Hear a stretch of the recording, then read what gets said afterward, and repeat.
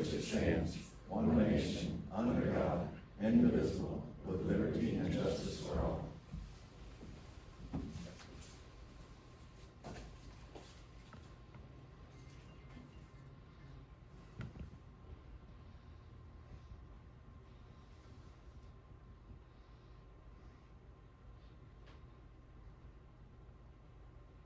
All right.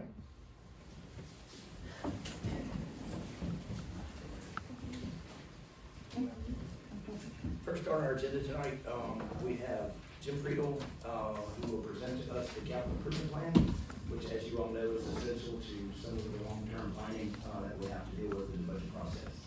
So Mr. Friedel will go over that with us now. Welcome, sir. Thank you. Good evening.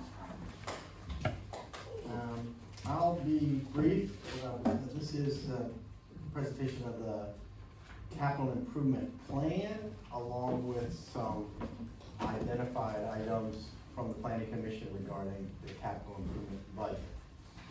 And we'll just take away from there. So capital improvement plan is just a listing of all the needs. It's a planning tool. So part of what Mr.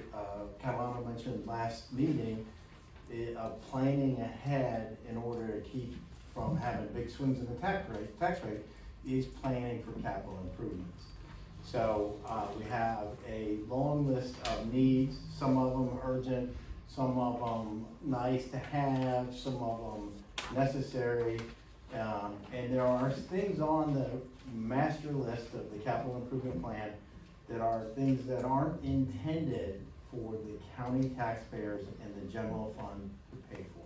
I want to make that very clear. There was some confusion there in the past, but there are items that have to be listed in order for developers to donate those to the community, in order for us to get grants and money from other funding sources. If it's not in our capital improvement plan, it makes it more challenging to get those awards of cash or accept those gifts. So there are things in there like the things that have been mentioned many times. Standardsville improvements for transportation and for extending sewer in Standardsville, and Ruckersville, same thing. Those are put there in place because Standardsville and Ruckersville are two key growth areas, and if someone wants to expand our system for us, we need those revenues. So there are some items in there that are for that particular purpose only. And then again, it's a list of all things that have been identified. And the master improvement list, I don't have a slide of it. It's a large list that you have. And it basically lists things that were identified by all departments. And it doesn't break them out by anything other than these are items that are needed. The ones in the earlier years of the 5-year plan are typically perceived to be more urgent. So that's a tool to help plan for things that are upcoming and necessary to take care of. You know, these are the cans that have been kicked down the road. Some of them, that road's ending and that can's gonna kick back soon. So that's why they're on the list. And then secondary from there, there are a number of items that the Planning Commission, I'll scoot forward. The Planning Commission for 2027 budget had recommended these as important issues to tackle, whether they're things that forward the comprehensive plan, things that are directly related to health, safety, and welfare, things that are necessary like the vehicles. So those were the things that were recommended with cooperation with the Planning Commission and staff for this year's budget. In your packet, just for reference, there is a list of the recommendations the Planning Commission made last year. In that list, you'll see the ones in yellow that are highlighted on the 26 recommendation list. Those were the things that the board picked to put into the capital improvement budget out of the list of suggestions. And then you'll note, there's some things in blue that are related to water and sewer. Those things were added to the capital budget later in the year because they were tied to funding and decisions that needed to be made, and they just weren't ready to be decided at the time of the capital improvement budget. So those are the main two sheets. One, the master list of all the things, it's a reference for what we need now, what we might need in the future, and two, the suggestion list for this year. It is heavy on the items that were listed for EMS, and that's only because those are issues that are specific to life-saving, health safety, and the planning commission didn't wanna pick between those. Just wanted to highlight that these are important issues. Obviously, we're probably not gonna select every one of those, but the planning commission felt like that was a decision they better left with the board, but they wanted to make sure the board understood that those are key priorities in the comp plan. So that's the list. The activity today is just if there's any questions about what the planning commission came up with about the list. And then just a reminder on the process. There's no decision required tonight. But when we adopt the final budget, we'll adopt two segments of that budget. One will be the comprehensive improvement plan, which is the master list, right? And that's the one that we need to have adopted so we can get the grants and so we can just have out for everyone to start thinking about things for the future. And then whatever the final decision is the board makes on the capital improvement budget, right? So one is just a listing of needs and useful things. The other is what the board decides we can take down this year. So, any questions or comments or? Questions from the board? And like you said, this is, like, if it's not on here, that makes it difficult for grant writing and things like that, correct? So, good question. So this list actually is just a list that the planning commission refined from the master list. And of course, this is just a suggestion of things that are goals in the comprehensive plan that can be achieved if these are selected for the budget. But the board can pick anything to put in the capital improvement budget, and that would include something on the master list that the planning commission didn't see or didn't have the same sense of urgency that the board might. But to answer your question, this list is suggestion. The other list is the planning commission's recommendation of the CIP list. This is a budget recommendation. That's a CIP list, and that does have to be adopted. And all the items on that should be adopted because those are the ones that have to be there for grants and accepting proffers and different things. Other questions? Great. Other questions? Thank you, sir. Thank you. Appreciate it. Number 4, budget presentation, Mr. Mike Murphy, CEO of John. Thank you. Welcome, Mr. Murphy. Let's move forward. Here we go. So, and down moves the slides. Good afternoon. How are you today? I'm great. How are you all? Excellent. Well, I'm here to talk with you a little bit about the budget year for John that will start July 1st. And to update you on some service improvements and some service opportunities since the last time I stood before you. In September, we just noted it has been 50 years since we put our first 6 passengers in a bus at Jaunt. And so during the course of this year, we're celebrating and collecting stories, trying to let people know more about Jaunt, because one of the biggest obstacles to using the service is people knowing enough about it.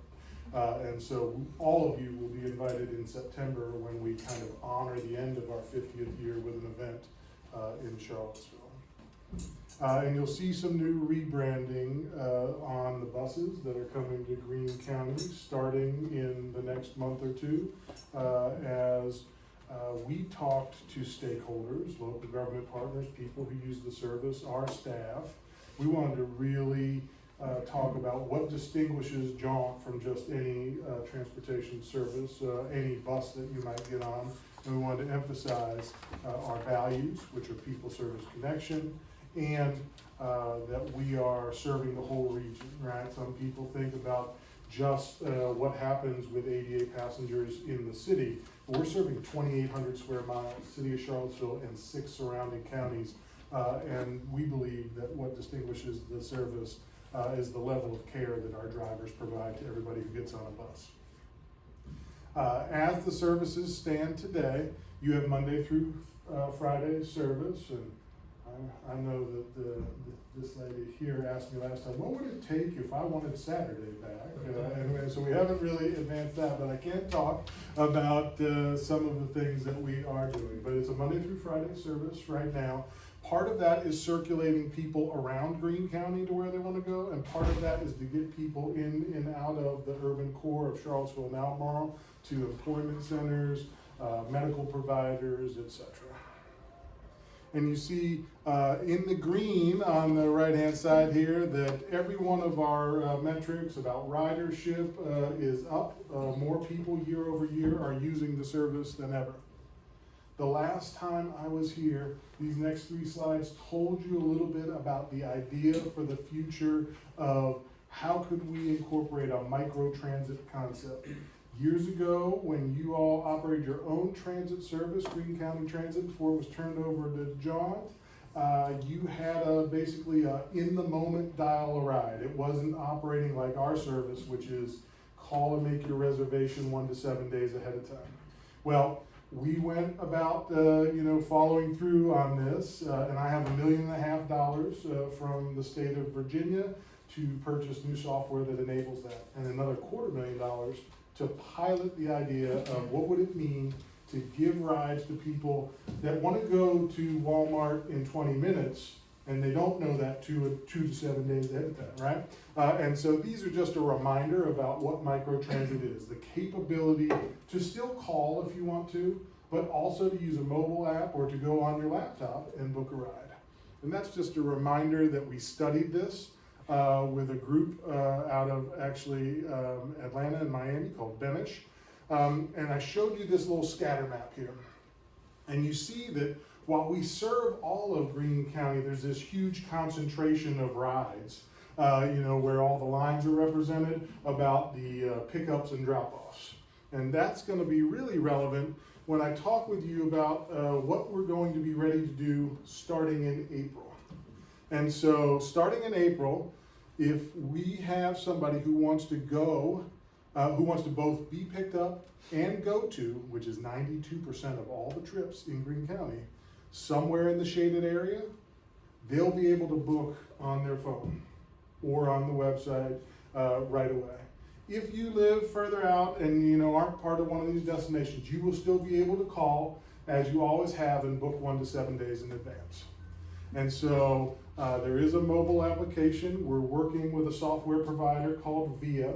And so if you've been any closer to town and you see the little vans called Microcat in the northern part of Albemarle County or in the part by Pantops, same software platform, but we'll be running that with Jaunt drivers rather than hiring people from the outside.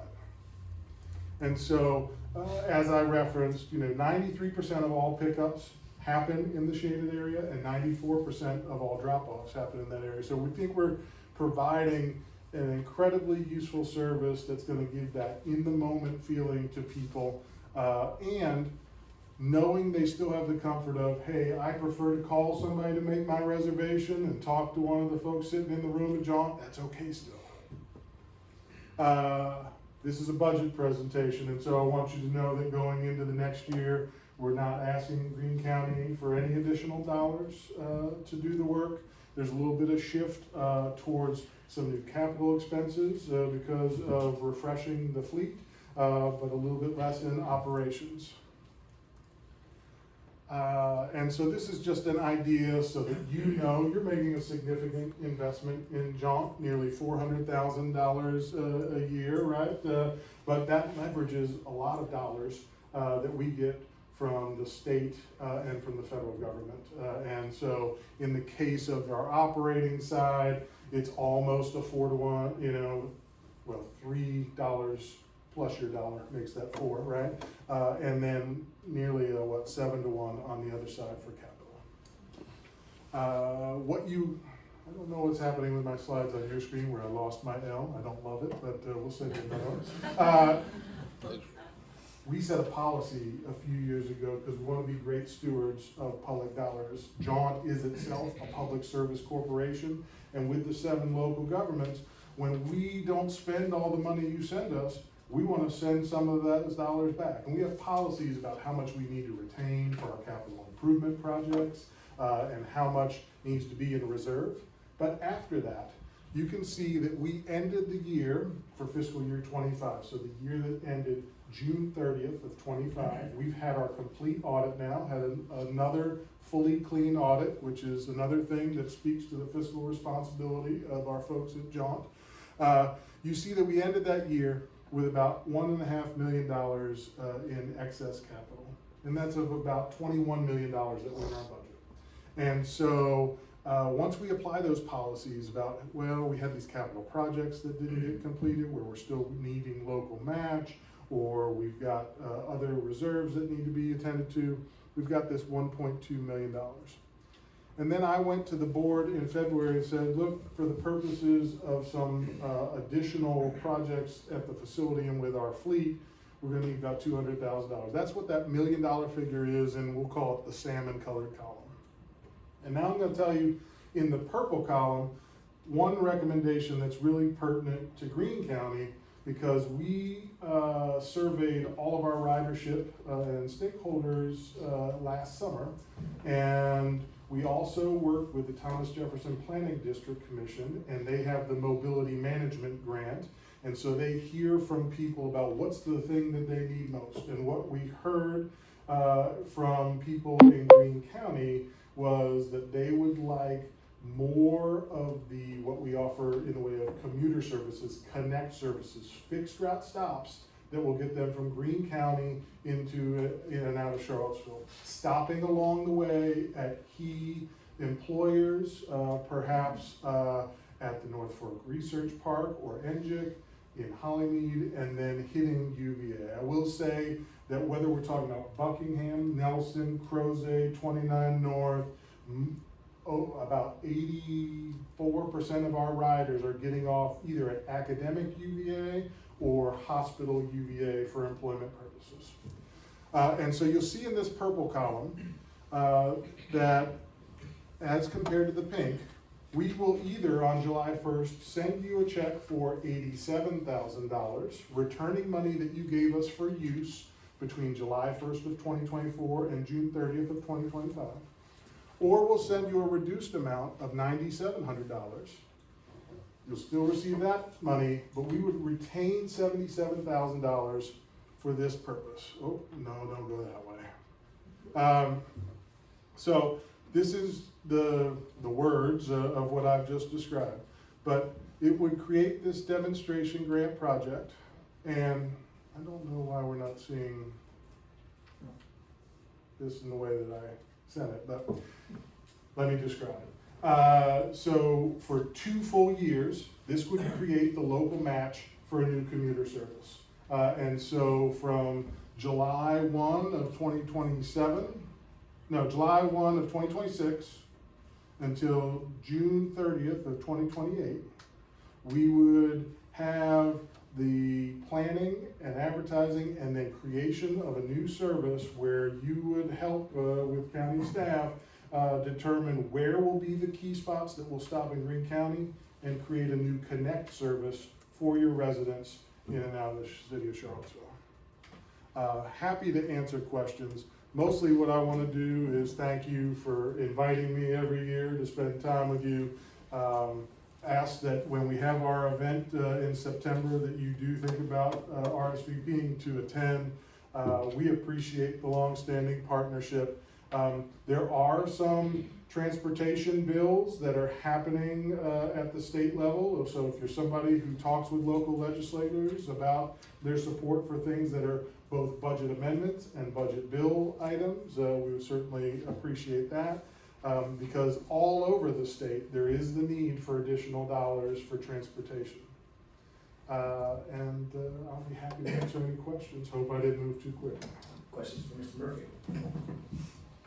You were talking about having special locations where they pick up. What happened with park and ride? I mean, because you have to have those locations, That's right. you know, and I know a lot of people used to park and ride to save gas and, you know, carpool. Yeah, so carpool would be the sort of thing that might get organized by the planning district commission's mobility management grant managers. So that's the sort of question that you might ask Lucinda Shannon or Christine Jacobs if she was to make a presentation to you all.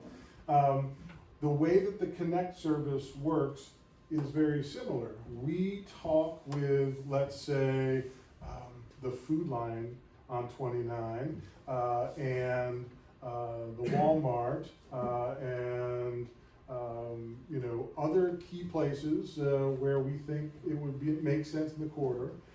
Will it be okay if our buses parked here overnight? It doesn't matter in Greene County as much because we park in your fleet facility, but that's how we operate it in the other jurisdictions. And then we will go to those spots at the designated time, and people will be allowed to park there for the day. And so if you can imagine that we stopped at, let's say, 4 or 5 places in Greene County, where it was agreed that your residents could park there for the day and ride a jaunt bus, then there would be probably 2 opportunities in the morning, 2 opportunities in the evening for them to get on that bus and circulate back. And one thing that we just added back that didn't exist when there was some budget shortfall during my predecessor's term, we took away midday service. And now there is a way for people who come in early in the morning with a reservation for, let's say, a doctor's appointment at 9. They don't have to wait till 3:30 in the afternoon anymore. They can come back at noon. We do have a new bus for that. That's good to hear, because I haven't been getting any complaints lately, so. Oh, Must be doing God, something come good. on. But that was one of the big ones that I kept hearing, you know, I've got an appointment at 9:30, but I can't come back until 3:30 or 4 in the afternoon, so that's good to hear. Yeah, and I heard you loud and clear about that. I heard about that from folks on the staff and your residents about, hey, where did this go? It was an unpopular thing to take away, and so we were glad to bring it back. It's been back since July. Very good. Other questions? Thank you, Mr. Murphy. Appreciate Thank you coming in. Pleasure. Next, we have Tom Hutka, Director of Water and Sewer, to present his budget. Welcome, sir. Thank you, sir. Appreciate it. Yes, sir. So in short, the water and sewer system in Greene County is financially healthy, including our plans to build reservoir projects. We're on track with the financial analysis you first saw in September 2024, and the updates we've done since then. The reservoir projects are funded by bonds and grants. Our Standardsville wastewater treatment plant closure project is funded with a loan. And the rest are operating costs, which include, as you see all the time, a fair amount of maintenance and repair. We're an enterprise fund, which means we're self-supporting financially. We use user fees, the EDU development fees, and then also connection fees, which are smaller, but they're enough to pay for the cost of those connections. And I can't stress this enough, we're not using, nor do we plan to use, monies from the general fund or from non-customers, people who are not connected to the water and sewer service. This year, we're asking for a 3% user fee increase for monthly bills. And for those of you who are on board here for the last couple of years, I apologize. I apologize that I'm going to be boring and tell you that we'll be back to you every year on a regular basis to ask for a rate increase for user fees to cover inflation. Our our rates are not self-adjusting with inflation to cover, increased costs and pretty much everything we do. We need to come back on a regular basis. The financial plans called for 3%. Up until last week, I dare say the financial markets looked like 3% inflation, but we're asking for 3%. That allows us to maintain our healthy and stable financial position. And one last thing is we are asking for a new position, a water and sewer senior accountant, largely to handle the extra work when we assume cash and check deposits at our office. And it's not just the counter work, we have a lot of accounting and office work to support those efforts. And then we also have staffing issues that it's more than recommended. It's the right thing to do to have 2 people at the counter or at the counter and behind the counter at all times when we're collecting, when we're dealing with cash. So in closing, a short and simple story, but a very good story. The system is in very good financial health. Questions from Mr. Hudson? Sorry, one more time, the position is an accountant position, and then you said 2 people at the counter, that wasn't additional positions, correct? It was just the one? No, just we're asking for one one additional person to person. supplement our Okay. current staff. Okay. Seems like, And that would give you the 2 people at the counter, is what you're saying? Yes, which accounts for vacation and sick leave and everything else. We went from, with that transition, we went from the ladies in my office to billing. They do customer service, set up new accounts. They were not accepting cash and checks. Our foot traffic, well, it's not foot traffic, drive up people, I dare say is 4 times what it used to be. And that was the transition, right? The treasurer's office used to take the payments, and now it's, you go into your office. Exactly, Okay. exactly. We didn't do it at all, they did all of it, now they don't do it at all, we do all of it. Thank you. No, thank you, I'm sorry, you don't know. Yeah, I'm just trying to make sure I got things straight, right? So I appreciate it. Other questions? Mr. Knight? I saw a backhoe back down at the water treatment plant, I always going down the hill. What was there? Backhoe. Oh, I think, well, the water treatment plant is a bit of stationary, certainly. We're under contract for the new pump station and intake right behind the plant. So they're mobilizing for that. You'll see a lot of construction equipment and activity around the plant. And then also, to a certain extent, we're also, the raw water line starts at the plant, because that'll continue to be the intake. So they're doing a little mobilization there too. Now that the weather's nice and they've got all their permits, they're gonna go to town. Yeah, I like seeing them moving dirt. Absolutely. Thank you. Other questions? Would it be possible to, or do you have a list of your rolling stock, equipment wise? And could you provide that to us before we decide on the budget? Procurement date, machine hours, and cost new? Absolutely. And same thing with your vehicles, procurement date, mileage, and cost new. That would be very helpful. Sure, absolutely. Okay. Thank you all. Thank you. Appreciate it. James Howard, Director of Social Services. He was hiding, I thought he wasn't here. You can run, but you can't hide. Apparently I failed. You stood up, you didn't stand up, would have been all right. That's, keep myself away, that's usually my fault. So, I am James Howard, Director of Greene County Social Services, and, I wanna thank you all for letting me speak tonight about our budget. For me, I'm like a walking, 2-for-1 deal, because I also get to talk about the Children's Services Act, and so, one at a time. When I woke up at 3 this morning, I wasn't as sure exactly what I wanted to say to you all, and so that developed between 3 and 5-ish. And fortunately for you all, what I came up with was keep it as simple as possible. as it would be. And so, what is it that's happening in the social services right now? Where are our points of growth? And there's three. And so, we would see growth this coming year, probably in, our 4E, foster care line and our 4E adoption subsidy.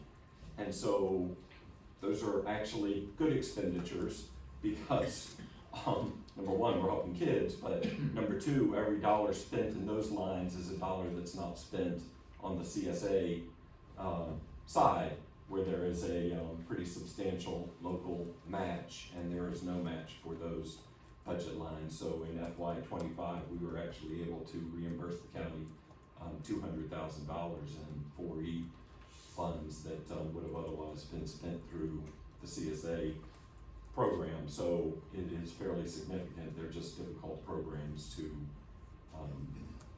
apply because the federal government is involved.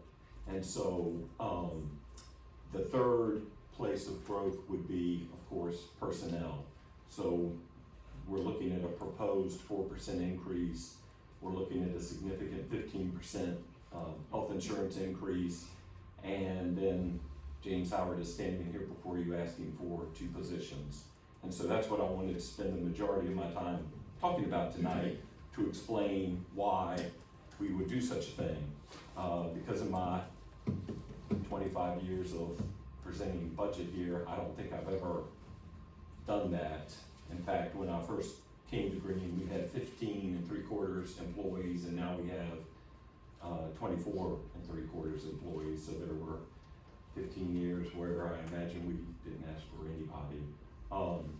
But social services is divided into 3 basic houses, if you will. So we have benefits, we have services, and then we have the support unit that, of course, keeps everybody chugging along.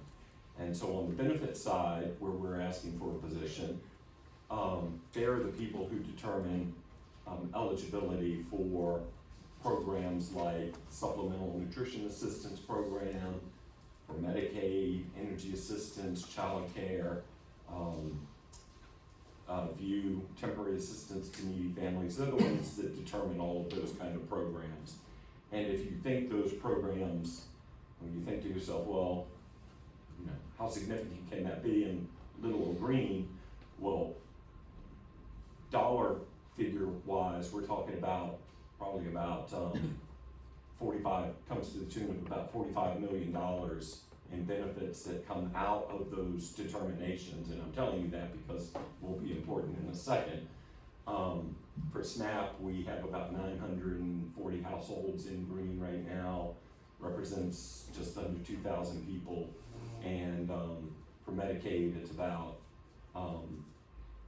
4,150 or so persons in Greene that are receiving Medicaid. So, as you all know, there were some changes, significant changes on the federal level come October 1st that changed some of our requirements. It put the pressure on the state to become more accountable with how it implements some of its programs, namely SNAP, the Supplemental Nutrition Assistance, and Medicaid.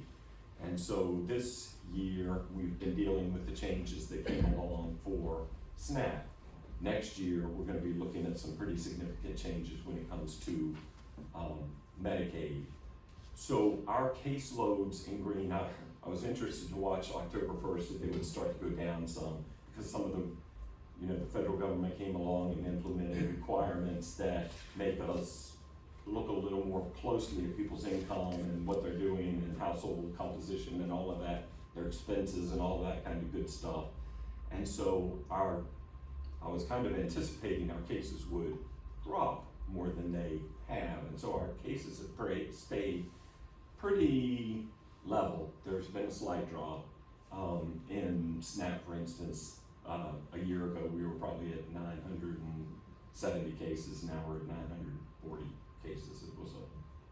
It was not the drop that I was expecting. So caseloads have stayed up there, but what the federal government and the state are doing are telling us to do certain things that require us to touch that case and to touch that person more frequently. I'm not saying whether that's good, I'm not saying whether that's bad, it's just a change. And so it is far more labor intensive to do the same thing that we've been doing with the same number of cases, and hence the need or the request for another worker. You know, one of the things the federal government, and hence the state, is doing is increasing accountability. And so they, like in SNAP, they want there's an error rate, and so they want that error rate to come down. And if it doesn't come down, then the federal government is going to shortly impose, if the error rate stays where it's at now, what the federal government's gonna do is impose a $280 million fine, if you will, on the state of Virginia. And so that's significant. My concern is that what they're already doing is implementing dashboards, if you will, to start showing what each individual locality is doing with its error rate. And my fear is that if that cost gets passed down to the state, it's gonna ultimately, in some form or fashion, get passed down to the locality. And so, you know, we want to ensure that our cases are being, not only for the benefit of the client, but we want to make sure that our determinations are correct, so that that cost does not get passed along to Greene County, and hence the request for the benefits. Eligibility worker. On the service side, those are the programs like Child Protective Services, Adult Protective Services, Adult Services, Foster Care Prevention, foster care itself. Those would be the main. So those cases have seen an increase. We have a substantially increased rate of Child Protective Services. We have a substantially increased rate of Adult Protective Services. As more people move into the county, obviously that's going to increase regardless of what you do or want to happen, is going to increase. That has resulted for us in an increase in foster care prevention cases as a result, as well as foster care. We have at least for the past year, we've had an extremely high rate of kids in foster care, and that's not cheap. In fact, we have a rate of kids in foster care that probably rivals many middle to large size localities. We've had a considerable substance abuse issue, mental health issue, behavioral health issue that has just been very difficult. And so the good news is those foster care numbers are coming down a little bit. We've seen a number of adoptions this year, and it feels good. You know, I always enjoy signing the adoption consent orders and the paperwork to see kids finding permanency. And so at the same time, of course, because it's a recurring theme that seems to be across the locality, do more and pay more, right? So the state and the federal government come along and they want to extend their control over the minutia of our processes that we do through mandates, and they want you to pay for it, unfunded mandates, right? And so, you know, it's a painful process, but at the same time our caseloads and services are increasing, the state is coming along and actively, and I use that word advisedly, very actively wanting to increase our caseloads they're finding ways. Again, I'm not saying good thing, bad thing, I'm just saying it is an is thing. And so they're wanting to increase our cases that we accept into Child Protective Services. They want to extend the cases that we accept into foster care prevention, and they're removing some of the options that we've had in the past to keep kids out of foster care. And so, you know, that's all fine and dandy if you give us the resources to be able to do that, but they're not giving the resources to be able to do that. And so we come to the locality and we say, hey, we need the resources to be able to do those things. And so that's kind of where we're at with the two positions. You know, I love quotes, so my quote of the day and my commitment to the community is, you know, when everyone in a room thinks alike, there's little danger of innovation. And so I don't wanna stand here before you all and tell you that I need you to throw more money at this problem, because that's not always the answer. So if I understand the constraints the county is under, I know it's a difficult time. What I can tell you is, and my commitment to the community is, if you are unable to fund both or one of the positions, Greene County Social Services is gonna continue its commitment to the community. We're gonna continue our customer-focused service. We're gonna continue being accountable to the locality, to the state, to the federal government, and we're gonna continue our stewardship of the use of taxpayer monies, because they're hard to come by. And so, if you have any questions, I would be more than glad to answer them, or if you, when you're going through line by line and you see a mystery, something or other, you know, I'll try to be available at any point in time, whichever budget meeting it is, so. Questions of Mr. Howard? Could you tell me, what is it foster care right now for children? So this past year in FY '25, we hit a high of 46, I believe, which is in the teen years, we had 3 or 4 kids in foster care. We had 46 as a high. Right now, I believe we're probably at 35. So we're working it down. We're working hard. The people in my office are working very hard to get kids adopted or get them reunified with their families or get them to some point of permanency with a relative. It's been a struggle. I know you got some adopted, and I thought they were from the happiest around. It's a good feeling. Mr. Howard, if you had to pick between the two positions. I anticipated such a question. Which one's the most important to you? So my initial thought was, to be quite honest, because I've already kind of, I don't know, it was probably around 3:30 or 3:45 this morning, I started thinking, well, what if?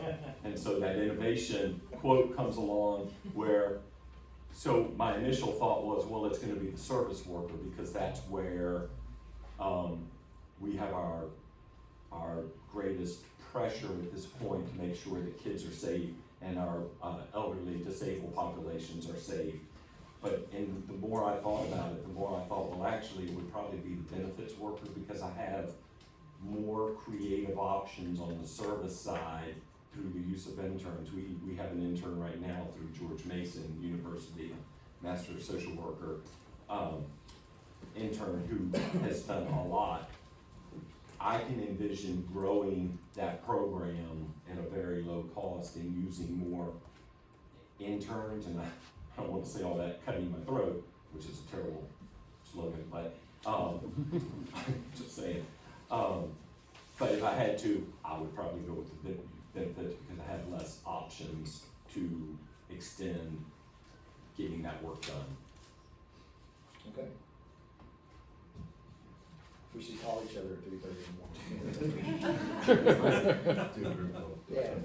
So now I am the CPMT chair. My name is James Howard, and would just like to talk about the Children's Services Act very briefly, if that would be okay. Yep. And so,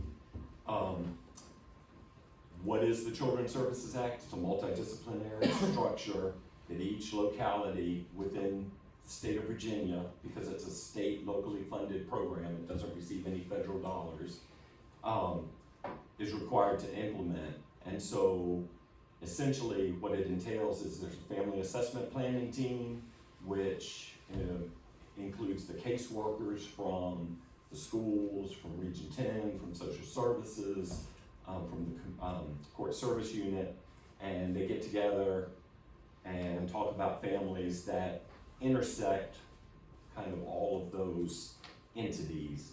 And so they come up with a collaborative, kind of cohesive service plan, and the intent is to create this fabric of help for these high-risk families that is not redundant, and it uses funds efficiently across the spectrum of the entities that are around that table. And so it leaves the family assessment planning team, comes over to my side, community policy management team, and we are responsible for developing the policies that guide the implementation of the program within the county, and then we approve funding requests that come out of those service plans for the community. And so the ticket at the end of the day, and there are different forms of how that money is applied. Some services are required to fund, and some services are, if we have the money and we get a pot of money of about $12,396 that allows us to help some of the people that may not be what is referred to as a mandated service. And so, you know, it's a little pot of money, and most of the services are mandated anyway because the entities that sit around the table are very good at focusing those energies on families that really need the assistance. But the price tag still adds up. And so in years past, I've come to y'all and sometimes rambled on, I'll admit it, about CSA, because I could probably talk about CSA all day. But what I want to do, if it's okay with you all for just a couple of minutes, is paint you a different picture. Because if I was you sitting there, or if I was the public, I would still see CSA as a mystery. And so the picture that I want to paint you all is of a 6-year-old girl who is living in squalid conditions here in the county,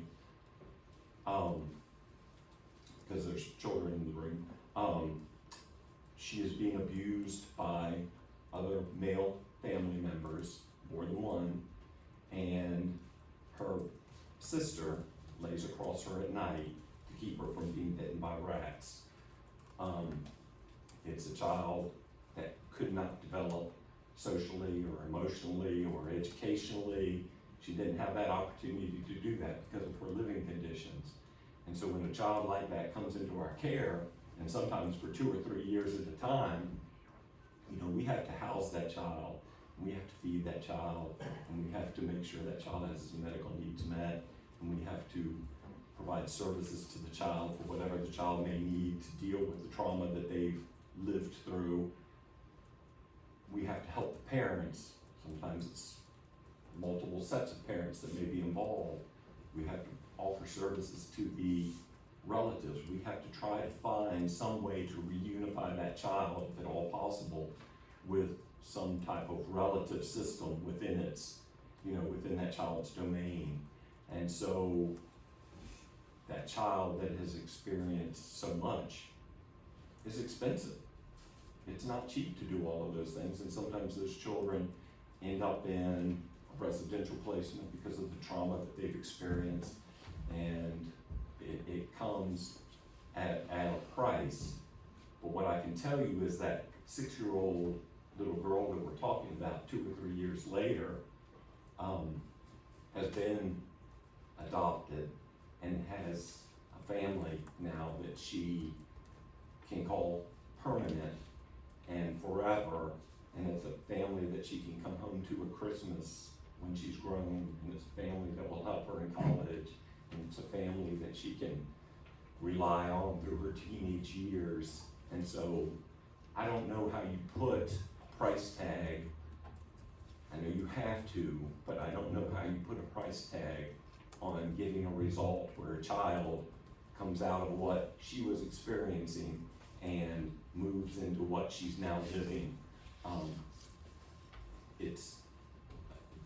That's what CSA does. And so last year in FY25, there were 117 other kids just like that, whether they came through the schools or whether they came for whatever reason, or whether they came through Region 10, or whether they came through the court service use unit, or whether they came through social services.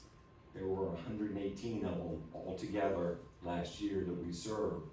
And so the only number I'm gonna give you is that, you know, across the spectrum, when you look at the state average expenditure for children, it was about $39,000 per, whereas ours was about 28,000.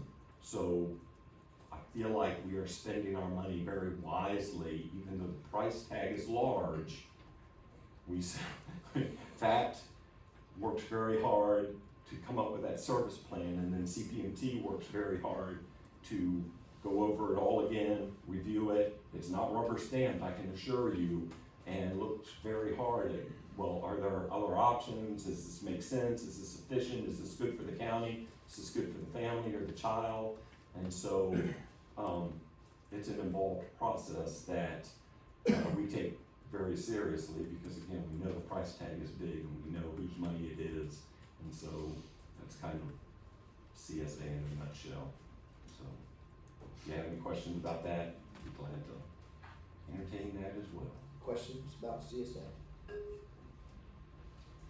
We've watched you navigate that minefield for many years, and you do it expertly. So Sometimes I feel like I'm throwing darts at them blindly.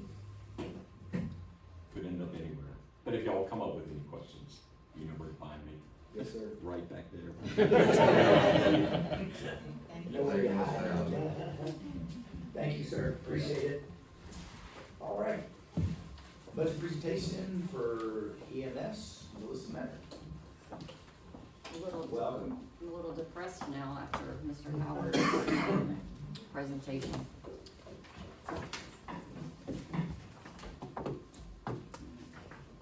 So, good evening, Mr. Chair, members of the board. Thank you for allowing us the opportunity to speak this evening. We are going to be discussing our staffing request, providing an overview of data from calendar year 2025, and a few highlights that we have towards the end. Now, it is 26 slides, but I talk fast anyway. I promise we're gonna get through this quickly.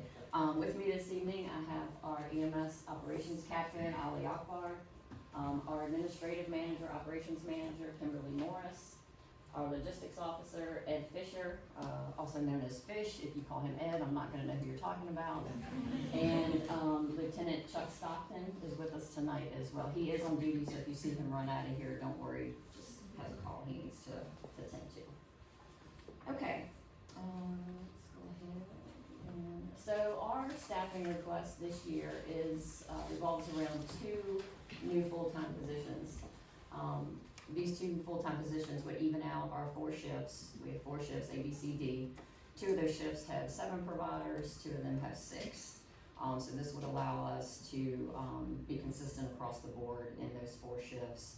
Having 7 providers on each shift would enable us to have 3 fully staffed ambulances, 24/7, and a lieutenant in the QRV, the quick response vehicle. Our minimum staffing is 5 providers. And sometimes on the, especially those shifts that have 6 people, if we have like 1 call out, it kind of cripples us pretty quickly when we go down to that minimum staffing level. Okay. Rising call volume. Ali is going to talk about this in a few minutes as well, but our demand is just continuing to climb every year, requiring additional staffing to maintain that service reliability that we want and we need for the county. We, from 2024 to 2025 calendar year, our call volume increased 10.76%. That is the highest it has ever been. We've never broken 3,000 calls. Calendar year 25, we had 3,162. Going to the staffing model would also maintain field supervision, command support, and advanced practice clinical oversight on every shift. It would support the advanced care delivery with enabling the use of advanced practice protocols and consistent on-scene operations that certainly improve patient outcomes. Again, I already talked to you about the 3 ambulances being staffed 24/7. That ensures appropriate unit availability for simultaneous emergencies and peak call times. I'm not sure what it is about Greene County, but calls don't like to come one at a time. You see 5 or 6 sometimes in a span of 30 to 40 minutes. that happens frequently. I just really don't have any rhyme or reason for that, but it does happen a lot. And then, of course, you know, improves operational readiness. Like I said, one call out would not cripple us completely.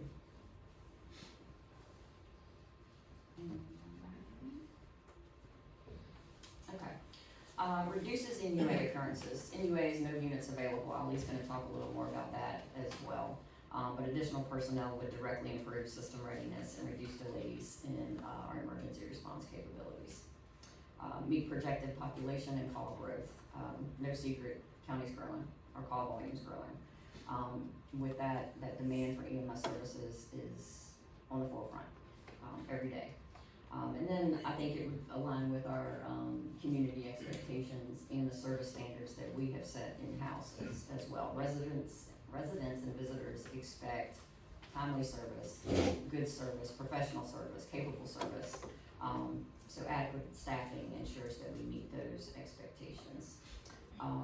Improve safety for staff and residents. Proper staffing reduces fatigue, burnout, and risk of errors while allowing safer response practices. And then recruitment and retention. Competitive, stable staffing levels help attract and retain qualified providers. We've had people that have come to work for us simply because we don't hold over. We try very hard not to hold over. If we do hold over, we try to keep someone from that current shift 12 hours and then someone from the next day shift come in 12 hours, so we're not going above 36. We've had people that have come to work for us that have come from other agencies that are being held 72 hours, 96 hours, and that's just not something we do. If that means I have to get on a truck, I'll leave, it's on a truck, fish gets on a truck, that's what we do. Call volume, you can just see from the chart here how it's definitely increased from 24 to 25. Historically, we had only been seeing increases like maybe 1% to 2.5%. I think the exception to that was 2020 to 2021, we jumped up almost 9%. But we've never been this high from 24 to 25. Our top 10 call types for 25, very similar to what you saw last year. Just a couple things, a quick note here. Our sick person calls in 24 were 477, so that did increase up to 585. Cardiac related type calls in 24 were 226, and that jumped up to 363. One thing that I found surprising when we were pulling this, motor vehicle crashes. In 2024, we responded to 239 vehicle crashes, and then calendar year 25 was 148. It just seemed like it was more than that, so I was a little shocked by that number. But and then of course other call types that we run daily: strokes, allergic reactions, overdoses. You can see that. You can see those there. Okay, I'm gonna let Captain Akbar start here with, he's gonna discuss mutual aid data, NUA data, and call data. Welcome, sir. Good evening, board members. How are you guys?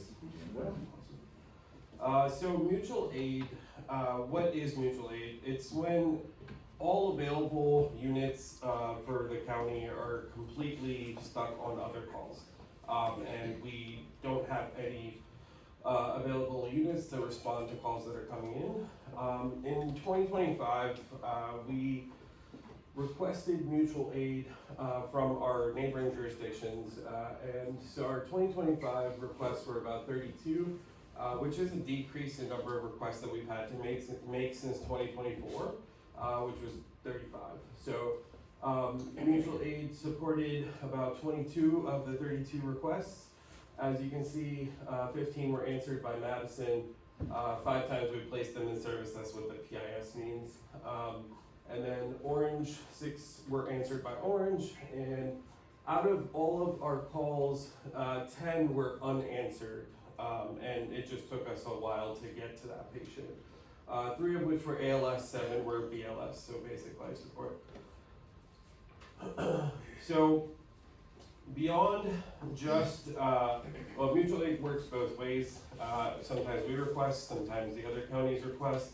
So In 2025, surrounding agencies requested Greene County about 27 times, which is a huge decrease in number from before, which is 36. Or sorry, yeah, I was right. You're right. So we were able to support 22 of the 27 requests, which is pretty good overall. For Madison, we denied them 3 times, but responded to 5. 15 for Orange, 2 were denied. 2 for Albemarle, we were placed in service.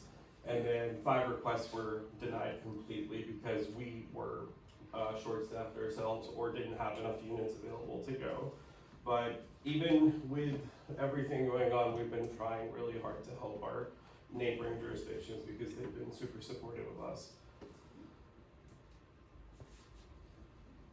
The overall was pretty good though. Out of, I think we had 27 mutual aid requests, 2024 was 36, so we were able to respond to more, I feel like 29 and over 36.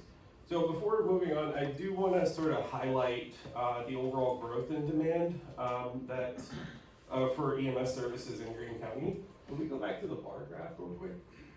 One quick thing I just want to point out is the increase in total call volume. It's from 2020 all the way to 2025, that's an additional 682 calls that we've added, right? It's an increase of about 28%, it's like 27.5 to be exact. And that's growth over 5 years. Now, if you compare that to the population growth, right, along the same lines, the population went from 20,131 to 22,097, which represents about a 9.8% population growth. So the point of me talking about this is we've had a 28% increase in our call volume, but only a 9% increase in population. So what that means is the demand for our services are pretty much increasing 3 times faster than the population growth. So moving on to our NUA data. Yep.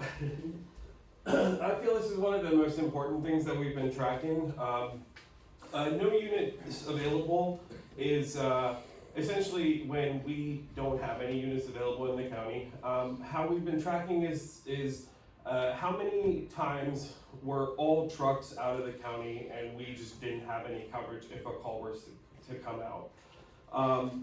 So we documented that by the time, how long we were NUA. The lieutenants have been really good about documenting this and sending out alerts whenever we go NUA. The part that really sort of sticks out is, why is this happening? Usually it's because of insufficient staffing, because we don't have enough people to staff the units. And then other issue, the main one is that we have an increase in our call volume. Yeah. There's also been extended hospital offload times. There have been cases where our patients it's taken us 4 hours to drop a patient off at specific hospitals. And then road delays, travel delays, stuff like that. The operational concern from this is that sometimes when we're NUA, one of our units is going to be outside the county. They have to respond back to the county and they have to come back like sirens. So not only are we increasing the risk for the public, we're also increasing the risk on our own people having to respond back quickly to go to the call. So the NUA data, as I was mentioning, occurrence-wise, we had 177 occurrences of NUA, which is, an increase from 2024 because we had 163 in 2024. The total number of times that we were NUA for more than 15 minutes was 155, and then 30 minutes was 121. And we were NUA for over an hour 67 times. So if a call went out within that hour, we would not have any units available. We would have to ask for mutual aid, and that's if we get it. So that's a total of 177 times, sorry. I didn't know, I just wanted to add in here, I put some of the call types, that 67 times when we did not have an ambulance available for over an hour. Those were some of the call types, the pending That were calls. pending, yeah. The frequency of NUAs will continue to go up as the county grows, if we don't continue to increase staffing and placement or number of unit staff. So next I'll talk about is the call volume sort of distributed by geography across Greene County. In 2025, if you notice, the Rutgersville area accounted for the most number of calls. It's about 59%. Now, that's an increase from 55% from 2024. Standardsville had about 32%, which is a decrease from 2024 because it was 36%. And Dyke is 8%, but it's increased by about 1%. So 1% increase. Mutual aid calls wise, we went to Orange 17 times in 2025, and to Madison about 6 times. So as you can see, one of the things that sticks out is Rutgersville, because most of our development is in the Rutgersville corridor. That's where most of our call volume is. The next slide I'll go over is the transport destinations. Kind of shows where we're taking most of our patients. So the combined 80% of our patients pretty much go to Martha Jefferson freestanding and UVA. Those are the two hospitals that take most of our patients. UVA actually went down from 40% to 39%, 2024 to 25. And the freestanding actually has gone from 39 to 43%, which is great because they're able to take more people, allowing us to come back into the county. And Martha Jefferson Main Hospital went from 21% to about 18%. Also, we've had more transports to Culpeper, which is usually like a mutual aid thing, but you gotta think about it in terms of how long it takes our unit to get back into the county. So we actually went to Culpeper 4 times in 2025. So now I'll go over some of our response times. So the average mobilization time from dispatch until a unit begins responding was 1 minute and 31 seconds. Which is pretty great. We've actually slashed 7 seconds off of our mobilization time, which is great. And our average response time has been 9:59. That one's kind of tough to control. In 2024, it was about 9:34. And then obviously mutual aid calls are going to take longer for us to respond to. So as you can see, our average on scene time is now 19 minutes and 24 seconds, which has improved from 19 minutes and 36 seconds. Average transport time to, or by facility, our overall average transport time has been 28 minutes and 33 seconds, which is an improvement from 28. And as you can see, those are the transport times to different hospitals. So in addition to the response times, we also track the total amount of time an ambulance and crew are committed to a call. In 2025, the average total time for dispatch until the ambulance returned back in service within the county was approximately 1 hour and 18 minutes. The total time includes the response time, time spent on scene with the patient, transport to the hospital, and then the time required to transfer care and return back to the county. So that's all encompassing. During that entire period, the ambulance and crews are unavailable to respond to additional emergencies, which adds to our NUA occurrences. So as call volume increases, longer unit commitment times can quickly reduce the number of available ambulances within our system. And that's something that we wanted to point out.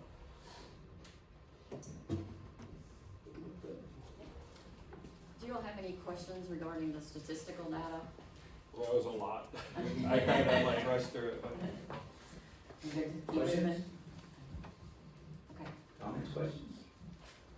Thank you all very much. Oh, we're not done. Oh, No, he was just done. I was done. I was just making sure you didn't have any questions about stats. No stat question. Okay, but I'll go fast, I promise. Rock on. Okay, auxiliary status. This program was launched in early 2025 and is currently being handled by existing staff, which really was never the intent, but we're making it work. There are 3 tiers to the program. Tier 1 was public relations and community outreach. Tier 2, education and training. And Tier 3 was actually getting on the ambulance and responding to calls. People could choose 1, 2, or all 3. This program has not produced momentum or much interest, and I just don't see that changing. So at this point, we do need some more direction. We don't need it tonight, it's just something for you all to think about. Do we want to give recruitment another shot, or do we want to eliminate the program? The insurance for the auxiliary program is about $8,000 a year. And only yielding 1 or 2 people, is it worth the cost? So that's something we're gonna have to discuss sooner rather than later. Benefits of approving our staff requests. We are asking for 2 positions, 1 paramedic, 1 EMT, salary and benefits. Thank you, Dan and Lisa, for getting that. Ensures the coverage, the fully staffed 3 ambulances and the QRV around the clock. Increased unit availability allows faster deployment to emergencies. Assigning the lieutenant to the QRV provides continuous field supervision, command support, and an advanced scope of practice.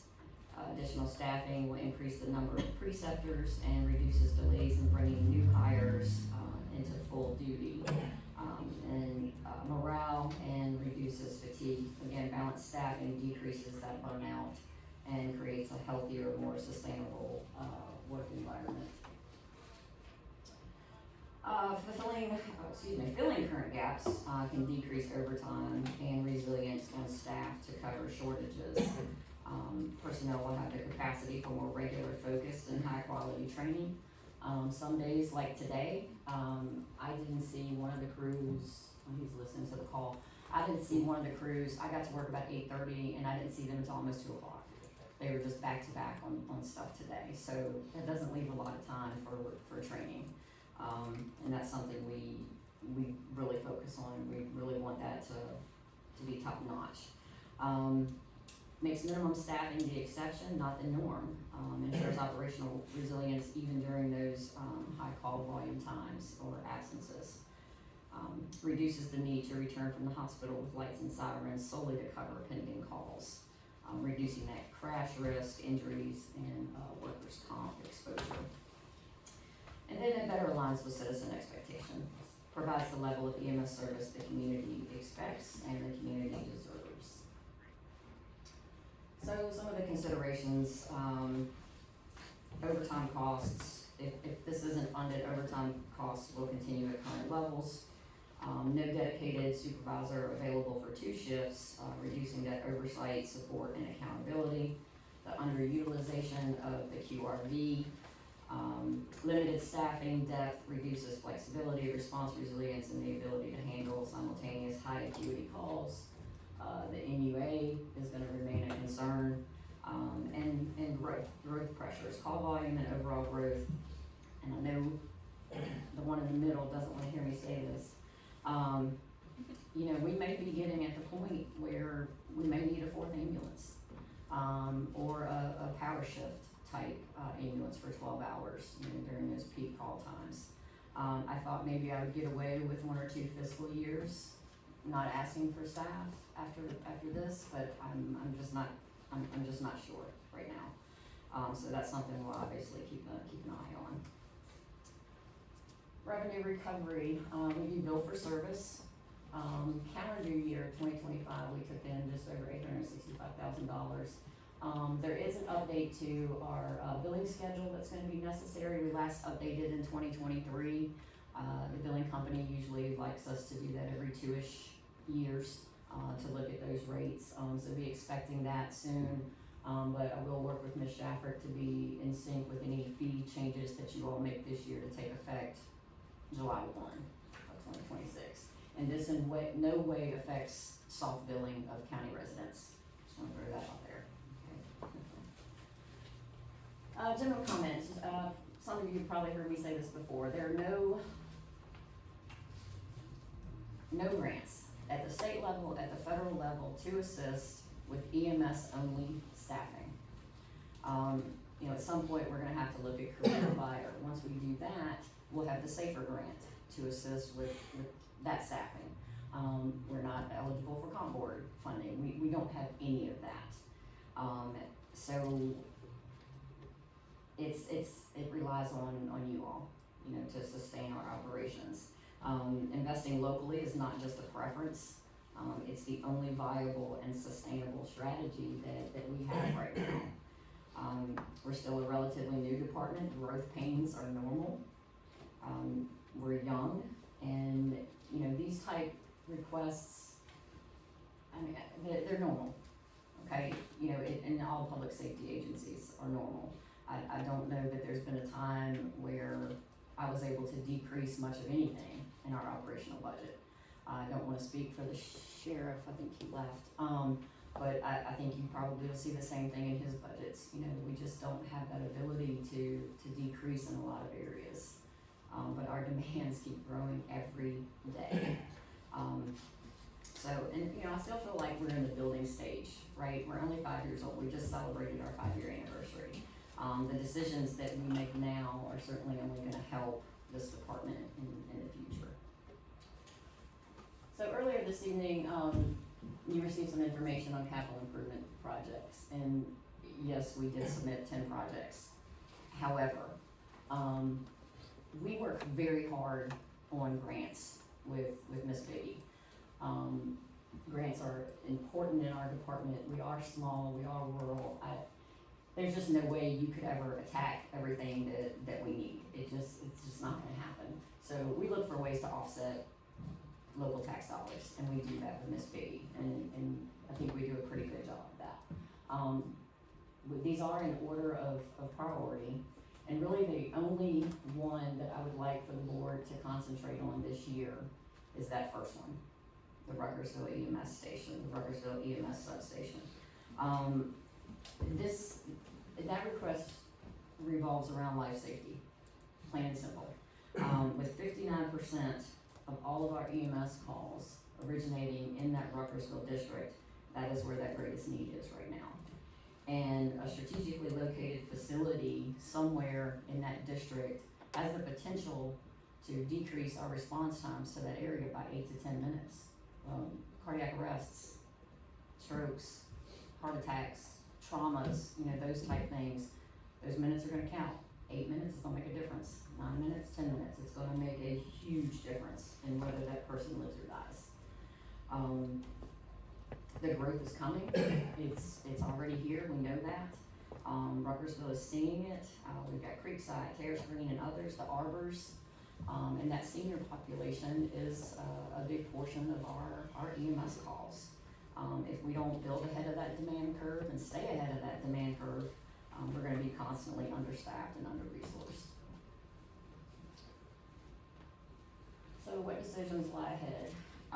You're not just deciding on a simple budget line item, you're deciding what kind of community Greene County wants to be.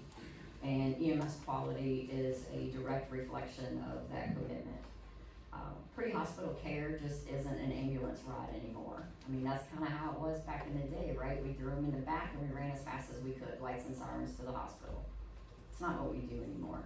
We are literally bringing an emergency room to your house or to the scene of that accident. The quality of care matters enormously, and we take pride in that. Greene County has an opportunity to define what rural EMS excellence looks like across Virginia. We're doing great. We are doing extremely well, but there's so much more we can do and so much more we want to do. The community is growing, expectations continue to rise daily, and our system needs to rise with them, and we can only do that with your help. So I wanted to take a minute to thank our Greene County EMS staff for everything they've done over the last year. You have an amazing group of EMS professionals at Greene County EMS. They are knowledgeable, they are capable, and they are compassionate.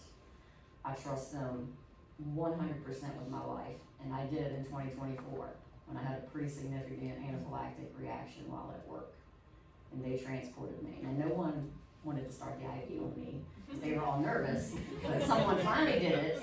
But when I say I trust them with my life, I mean that, and I trust them with every life in this community. I would 100% put our folks up against anyone, anywhere, anytime. I have that much faith in them, and, absolutely proud to work with them day in and day out. Couple staff highlights, did you wanna hit this? Yeah. So I'll highlight some of the dedication and professional development from the Greene County EMS team. Our staff has consistently pursue advanced education, training to improve level of care we provide to our community. When we started, we only had, two education coordinators, which was me and Fish, and now we've added 5 more. Just training them, and so now we can do a bunch of in-house training, which has been a huge help for everybody. Several of our members, or our team members, have also gotten advanced certifications. So they've a couple got their flight paramedic certifications. There's one who actually became a nurse and got her BSN. One of them went from nurse to nurse practitioner, and one of them also became a PA. And they're all practicing now in the hospital and working for us, which is great.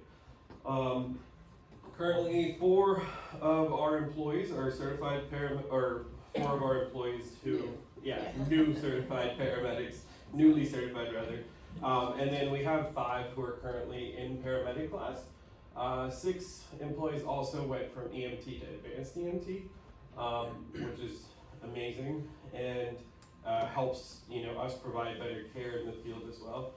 We did go to 19 extra events this past year, which included career fairs, lots of football games, lots of training with the community.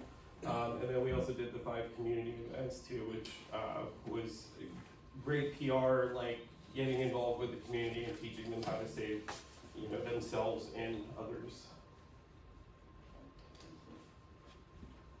Just some quick pictures. We were assisting the fire department with a structure fire. The middle on the top, that's Fish and Chris Ocampo modeling our pumps that we were able to purchase from the Lifesaver Gala that we hosted last year. The one on the right side with me and one of our EMT, well, he's an AEMT now, right? He's an AEMT. He's an AEMT now, he's one of those. Tyler Lowry, I'm presenting him his stork pin because in 2025, he delivered a healthy baby boy in the back of the ambulance. So we certainly want to celebrate that. Stephen Carter down below carrying 2 cases of Monster that was delivered to us for EMS week. They live off those things, whatever. The one in the middle, we did some training with members from Standersville Volunteer Fire Company, as far as if we had a cardiac arrest on the scene of a fire, one of our firefighters went down. We trained on that, and then I just thought that was a good picture of 2 of our D-shift personnel, Alexis Wheatley and Kirsten Parkinson with Santa. So this is our last slide. We did want to take an opportunity to thank you for supporting emergency services. We sincerely appreciate everything that you've done for us and will continue to do to enhance emergency services within the county. We absolutely would not be where we are or be as successful without the support of all of you and previous boards, the board that made that decision, that hard decision in 2020. It's been a crazy 5 years, and we're gonna keep moving. We would be happy to answer any questions that you may have. If you have something else you wanna see, any other data you want us to pull, just let us know. We can come back on the 10th or the 12th. But we'd be happy to entertain any questions. I'm scared to talk. Why? Are we done? Yes, sir. I'm done. Just check. Sorry. I'm Okay, sorry. well, I missed the cue. I'm sorry. Any questions for now? No? Thank you all for your presentation, very thorough. And, we do value your department. You are an award-winning department, and you are a model to all the agencies within our county, frankly. Yeah, we, our EMS inspection that we had with the beginning of 2025, the state still refers to us as that model agency. So that's 2 inspections that we've gone through since 2020, and we get that model agency stamp, so we're very proud of that. Perfect, thank you. Thank you. All right, well, that concludes the budget presentation. Now it's time for general budget discussion. So as we discussed in the last meeting, of course, we absorbed all this information, right, and it gives you a headache. We were gonna go line by line in the big book. Ms. Shafter did provide us with, kind of a synopsis of where we are with certain agencies, within our district. And what we do in the big book today is just ours, right? It would be minus schools, probably won't get through this today, all this today. So, before we proceed, where we left it at the last meeting also was that, you know, we had a board workshop where our original thought process was as relatively flat a budget as possible, add the mandates, add raise, add key personnel, and add limited capital improvements. That's what our attitude was at that workshop. So, in moving forward today, what I did, I looked through the Shafter's presentation because there's some low-hanging fruit there that will come up in each and every tab that we look at. Capital improvements being one, positions being one, et cetera, et cetera. So, we have, I think it's on page, if you have Ms. Shaffer's presentation, page 40 are the positions.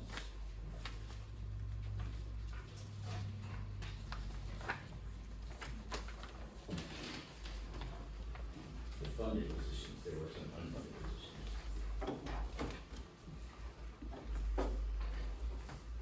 So I guess I'd like to know what the board's pleasure is on the positions.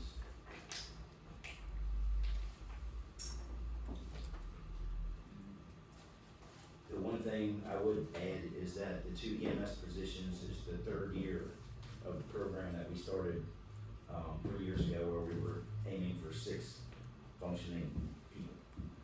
So adding the 2 will conclude that original plan that we have. We have the equipment for them now, so we need not have people. So that's pretty important. Yeah. Those 2 positions. Reduces the overtime pay if you're paying now anyway. Exactly. Exactly. The other thing is the clerk of the court is a position that's totally reimbursed by the state. So obviously, do not penalize the person that's bearing gifts. And then Ms. Howard has 2 that have some state funding associated with it. And he, I'm not gonna let him hang himself. Basically, what I would say is if we do wind up doing one of those instead of 2, I think it should be Mr. Howard's choice. Maybe he'll have a change of heart at 4:10 tomorrow morning. It's one that he would rather have if he's so inclined, if we decide on to fund one of those. But those are just some highlights that struck me as things that are either subsidized, right? Yeah, because both of those positions are Have reimbursed state- at 70%. Yeah. Right. That's correct.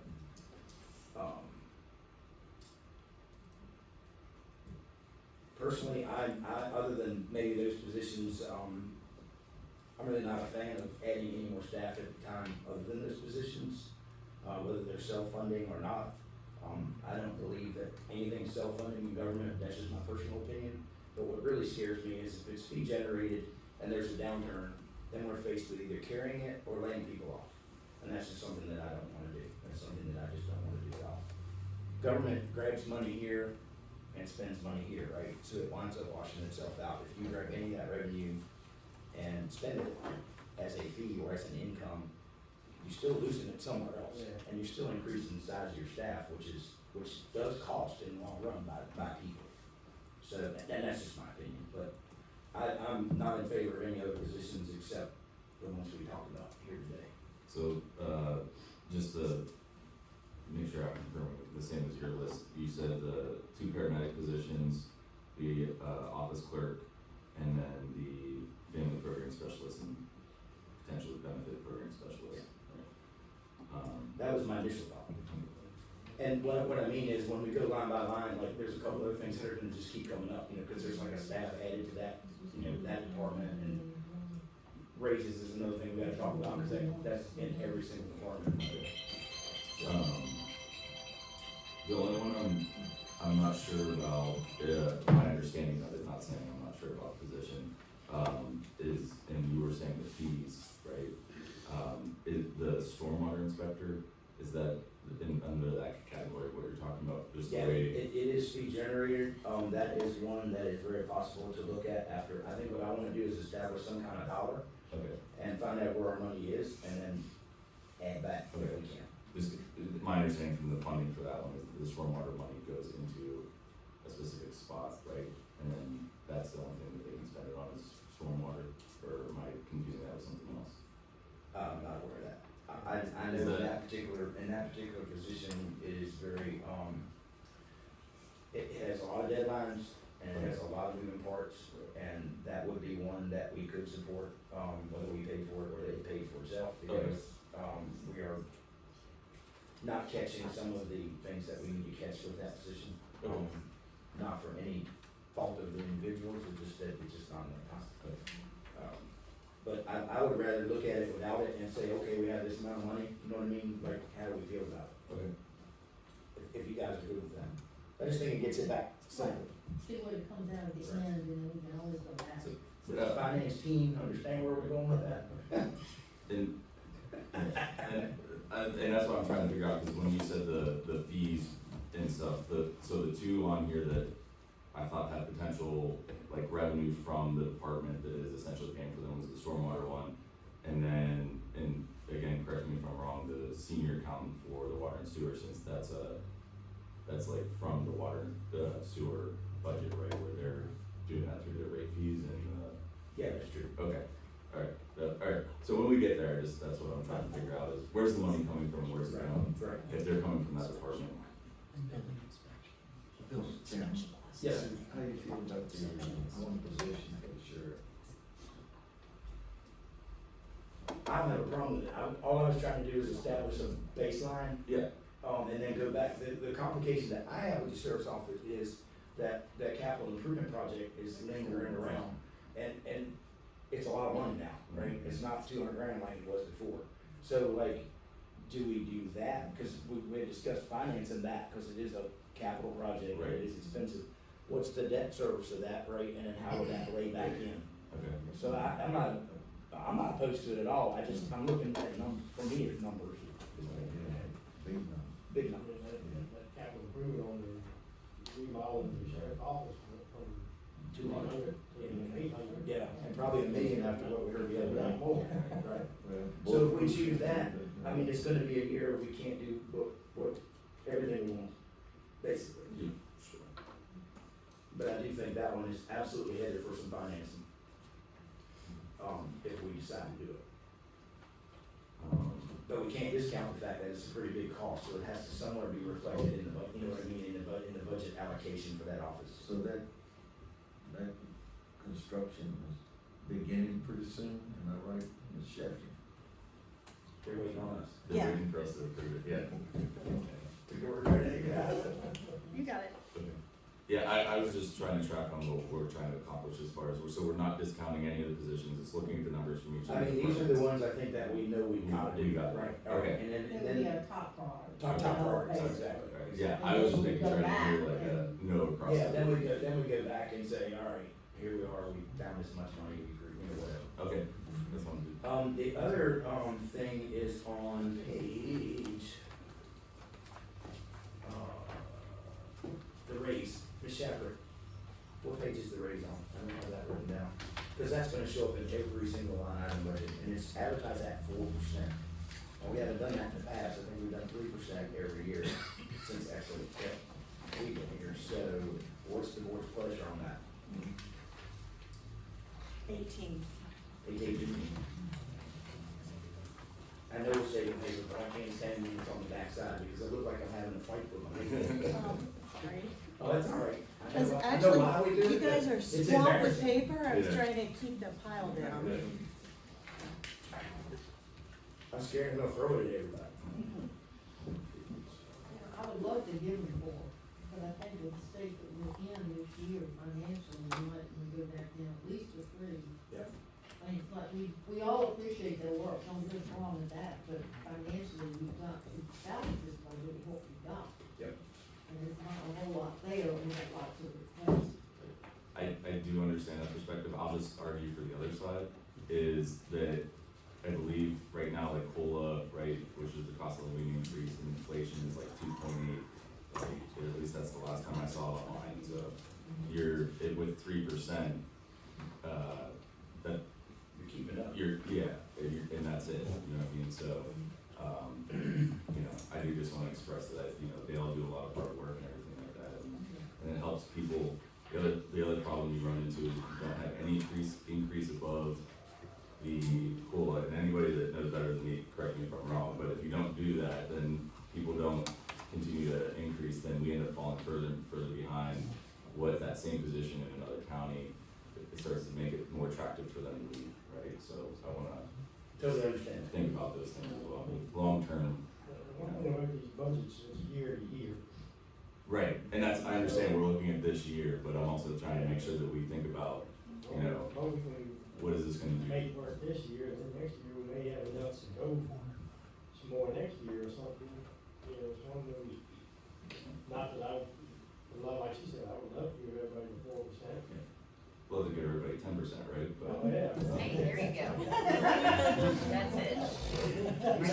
Be a board member of the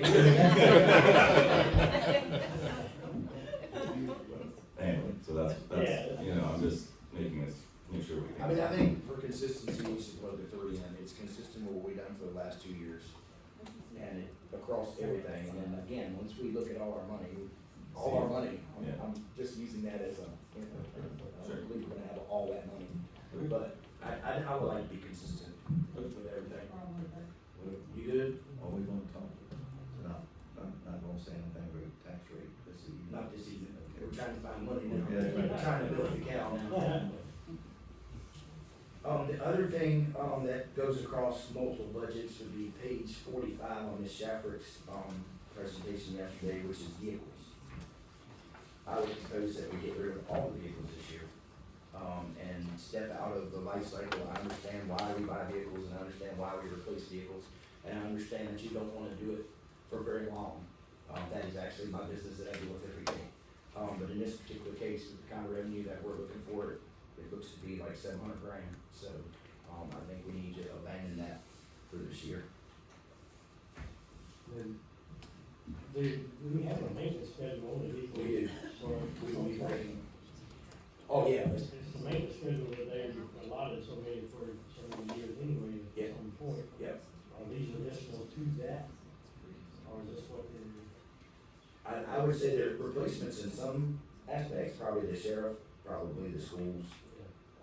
But buses, not necessarily the cars, because I know that all the cars that we have are passed downs from the sheriff's office, right? That might have been a lot here, Yeah. and the school gets some of those too, I think, that are in better shape because they travel longer distances. But I don't think it's a long-term situation. I'm just looking at it from a nasty year perspective. We can't take it out of the general fund, right, because we've hit that a little bit too hard over the last year. And we don't wanna finance vehicles. I mean, capital improvement's one thing, but financing vehicles is kind of another thing, so, that's just my opinion. And all these are just my opinion, tell me to shut up. Yeah, no. I mean, it's an area to look at for sure. I don't think I know maybe enough about the maintenance schedule and everything else, so I'll try to circle back and talk with that department and Sure. understand that a little bit more. I do know that the presentation from the schools on their maintenance program and everything else was pretty in-depth, and I don't know the numbers off the top of my head. I'll have to go back and look at it specifically, but they are looking at, there were like several buses, I believe, that were purchased do you wanna, if Dr. Whitmarsh probably can speak on that better than I can. Can I just say really fast, we are in desperate need of a special education school bus. Okay, And that is So- one of the 3 that we have requested, okay, the rest is replacement, but okay, the special education is absolutely a priority when it comes to those 3. okay, excellent, thank you. So, I gotta remember to go to the experts. Right. All right. mastered by the special education bus. Okay? I'm gonna do some more chicken scratch.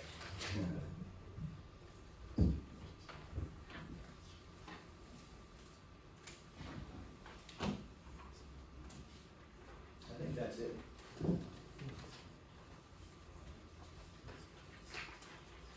Oh, no, it isn't, capital improvements.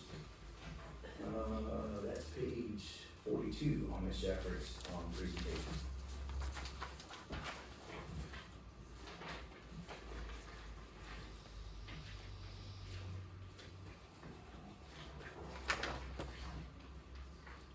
Ms. Jeffers, can you explain that whole page again to us from yesterday?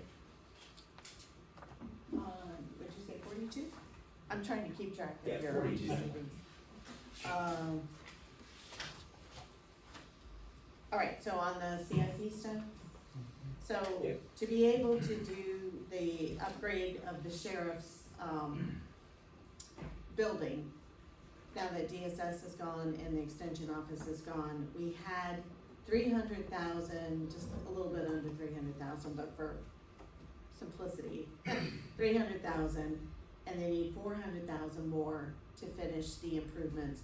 The majority of the money is going toward steel reinforcement for the front, bulletproof glass, just concrete work, it needs a new roof. Some of that stuff it needed even without, doing the interior configuration. There's more electronic, technology things that are needed in there as well. So this would give them what they need to have it exactly spec'd out, be able to give them a larger, it's like a crime processing area, I can't think of, the name of it, CSI area. And if they did that, then they would be kind of done for forever. I asked them to look at staging to see if there were some things that could be done now and other things that might be able to be done later. And as they looked at it, the problem is once you start touching the building, you're forced to upgrade to the steel reinforced front, the bulletproof glass. A lot of that work has to be done just because you're doing work inside the building. It has to be state code. Yeah, you have to bring the whole thing up to code. And it used to be a grocery store, so it was never, intended to be that type But of every house building. store. That's a grocery store too. Oh, really? Somebody told me it was a grocery store. So was Regional 10. Yeah. Oh, really? That's a nice grocery store. So anyway, because it was never intended to be anything close to that type of use, that's what's causing all that work to need to be done. And of course, that was so many decades ago too, a lot of the building codes have changed as well. But the state mandates those, other code requirements. Now, the other, things on that page, the ERP, which we've talked about extensively, the vehicle maintenance, in addition to the sped bus, there might be, one or two of those other vehicles that are, kind of have to have, I'm not sure, we can, check with Adam, but those are all replacement vehicles. Back to the sheriff's for just a second, so the grand total on that is how much? The grand total will be, 700,000, so it'll be the 300 plus the 4. All we have done so far is ask ZMM, who we contracted with after the board asked us to get, an architect. They're the architect. They've done the plans and, that's all, so really they're waiting for us to press go. And the concern that the sheriff brought up when he was here on Tuesday is that ZMM, in terms of overseeing the project, they've got a lot of other work in the queue, apparently related to all the new data center development that they have contracts for. So they're trying to finish this so they can move on to that. If we don't move forward in the spring, so they actually ideally like to start for this fiscal year, then they'll just hand us the plans they've done and we'll start, in terms of getting a contractor to come in, we'll just have to hand them those plans and they can do it. Did you, has anybody calculated what that will cost us? A quarter, or a year, a month, whatever, once we finance it? Yeah, so, well, you mean for just the, Just that just project? the sheriff, if you get a bank loan at a, 4.5% over 5 years, have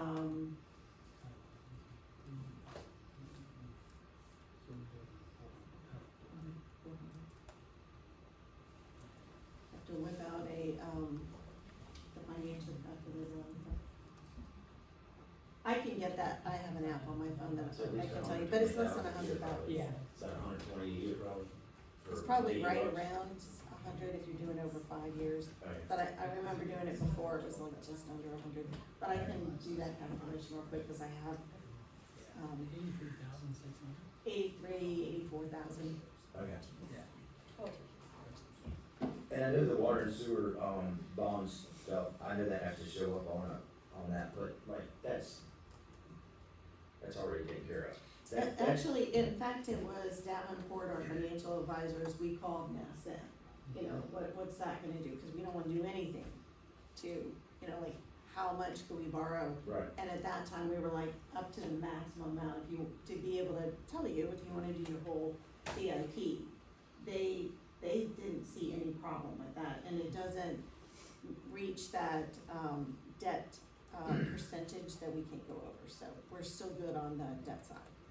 If you do it that way, or, you know, in a perfect world, we pay cash for it, like we've been doing for the last few years, but we've been doing that by taking from unreserved fund balance, so working it into the baseline somehow, or, you know, finding the money.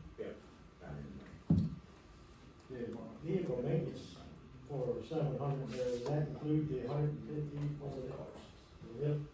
Cause they would have something for the lift too, but.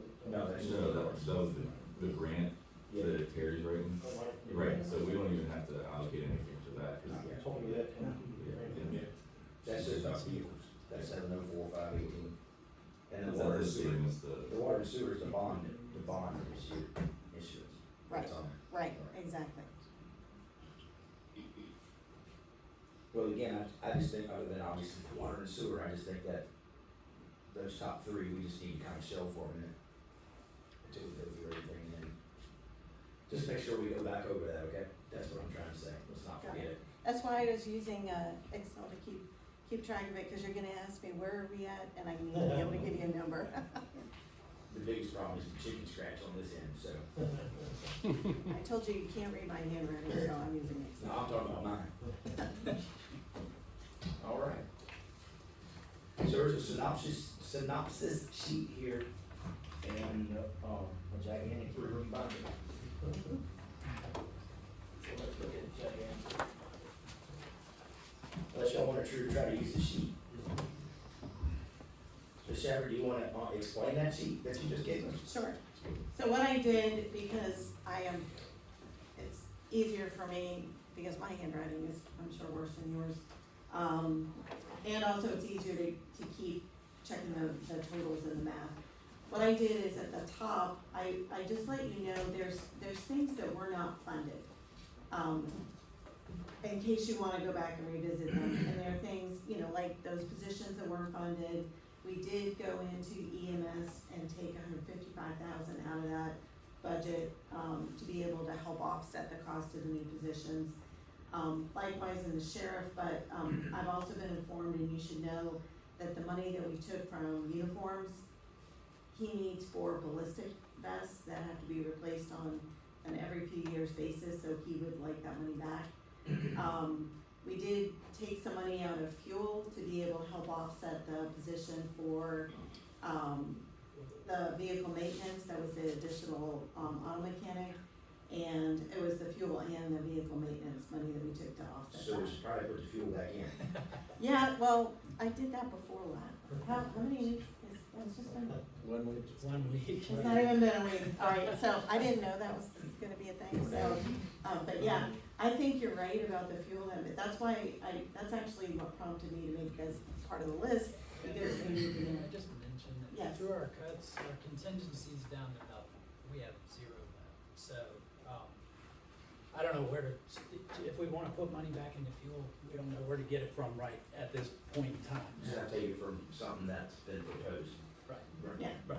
So the next thing on here is the money that was taken out of contingency, that 3 cents for the TOT for the future rec center, that's 3 cents we used to balance the budget last year with the idea that at carryover, we would take the equivalent amount of money, which is about $341,000, and put it back in that fund, so it would continue to accrue at the same rate, and since it's a future rec center, it's not, the money's not being spent every year or anything like that, but that still needs to be addressed, cause that's a structural issue.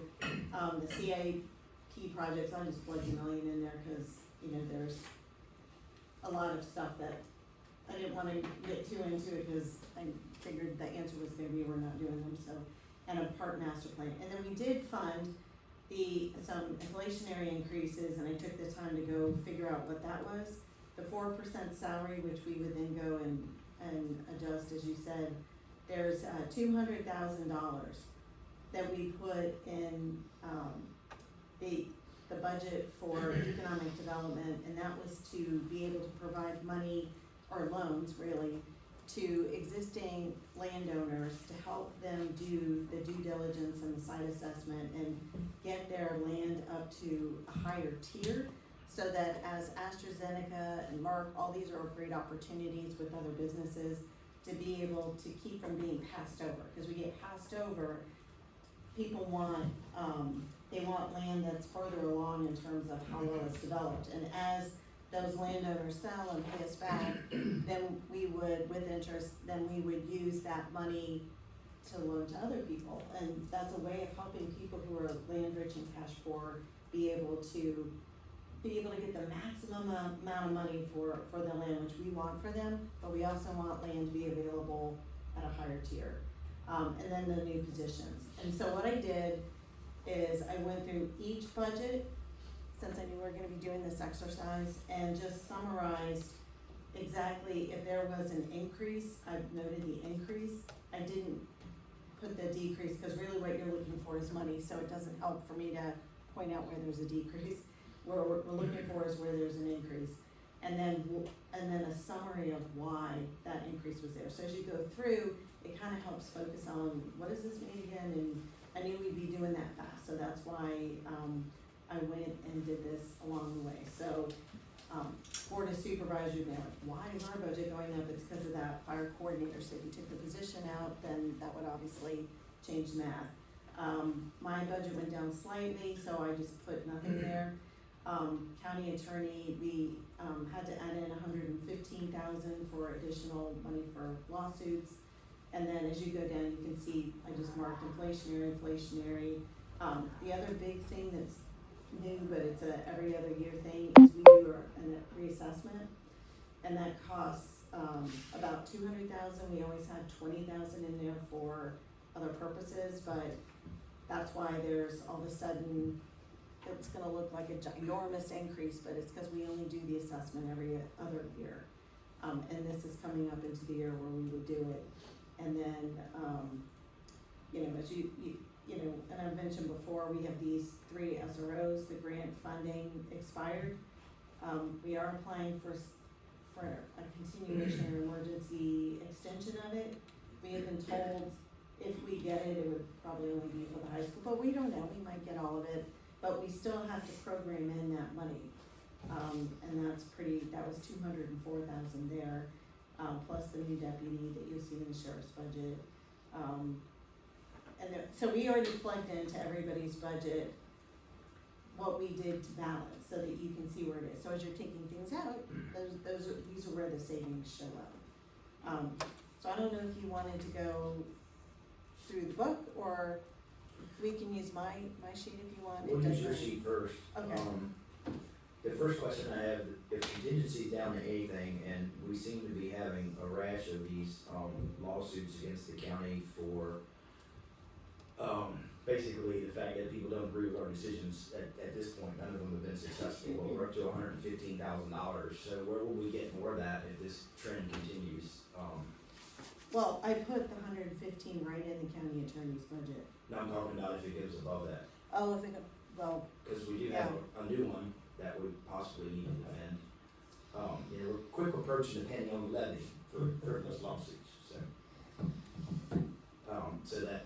100 and, we worked with Kelly and I said, give me the worst case, you know, if it gets appealed, you know, just assume it's gonna get appealed to as many times as you can appeal it, and that's how she came up with the 115. Gotcha, okay. So as long as we don't have any new lawsuits, 115 should cover it. But we have one potential new one, right? So that included that one. That would include that, okay.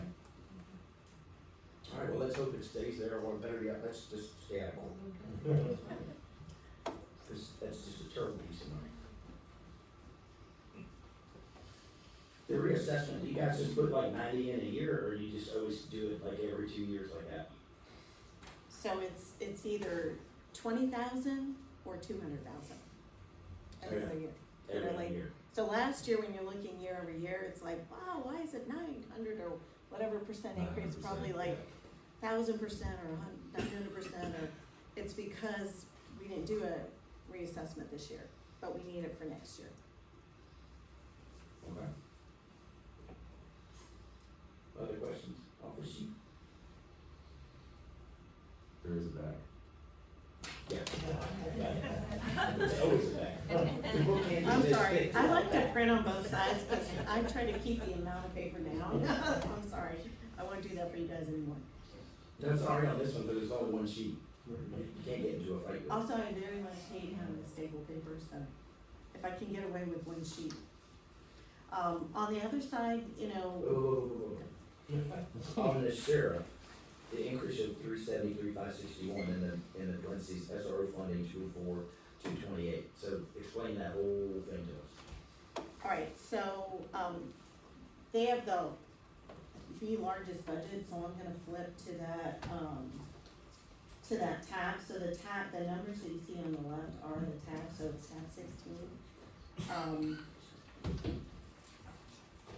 Alright, so when you look at that budget, and we stuck the school resource grant, in there, so right off the top, and, let's also keep in mind, I had already taken the 107 out of this budget, so really we would need to add that back in for the ballistic vest is what he's asking for.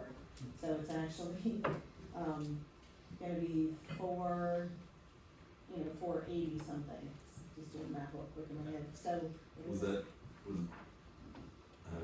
I guess you can't really answer on behalf of the sheriff, but was that, the 107 was contingent on something? So we had looked at the uniform line item and just looked at the past history, which you have the actuals in your book. Right. And just looking at his spending patterns, it looked like we would be able to take that. But he's saying that he needs a ballistic. But, yeah, and we, talked to them, but then they realized, oh, that's where we were gonna pay for the ballistic vests that they have to replace. So, that's not a every year thing, apparently, that's a every few years thing, so they asked for that back. But if we go through, so when you go through, we had added in, the one additional deputy position that was actually really, the money that we took from the uniform line item and put it back up to fund the position. But as you look through all his, line items, there's other places where they have inflationary increases, they have, other expenses that are going up. And, I wish he was good, to talk about his line items, but they, and the biggest part was the SRO and the new deputy is the majority of it, but just the sheer volume of it, and you have in the very back what the initial request was. And, some of the things they're trying to do more of is community engagement type of events, and just costs for all, like, things, bullets cost more, like, stuff costs more, so, just trying to reflect that piece of it. We also put the confinement of prisoners and some other things in the back, but that's not going up, so that's good news. As long as people, have a big crime spree, we should be good on that. Okay. The 204 would be necessary to add, unless you wanna reduce the number of SROs. So the 204 is for the SROs. Yeah, because they have 3 positions, and the grant Okay. paid half, Right. and so the grant's gone. And we have to assume the grant's gone because we haven't been told otherwise, and we've also been told you're probably not gonna get it anyway, but, so it's even more important that we put it in. So we had to fund basically the equivalent of 1.5 positions, which is the 204. Okay. So the 204 Went into the sheriff line. is actually, It was in its separate SRO department. Does that make sense? yeah, Okay, thank you. totally. That, I heard that the other day, and I Yeah. needed a little clarification on that. I guess to be clear too, we don't wanna take the SROs away, Right. right? We just move them to a different position. The only position we would be talking about would be the new deputy position. Exactly, which Okay. is the one. Just so we're clear. That, I think you said that was mainly for a night Like, person. Yeah, that's what he said. Alright. The 911, salaries, obviously, all that's gonna be adjusted, right, with the raise, cause that's a percent off of that, right? Right, exactly. Well, and what you see there, represents, last year applying, applying an extra, percent to their salary, so Right. it's year-over-year gonna be higher. Emergency services, So, we didn't talk about that one. I don't think I had too many changes in that one, did I? well, it's your 2 positions and inflationary increases. Oh, what's that's what that driving the is. cost. Oh, Yeah. so it's not, it's EMS, not. No, this is just emergency services. Oh, sorry, emergency services, Number that was 19. inflation. Right. Yeah, no, Got it. 20 is the medics and all that good stuff. Yeah, so you're looking at 35,500. 89,550 is what I'm looking at. Yeah, and Dollars. the big one is the equipment line went up 30,000.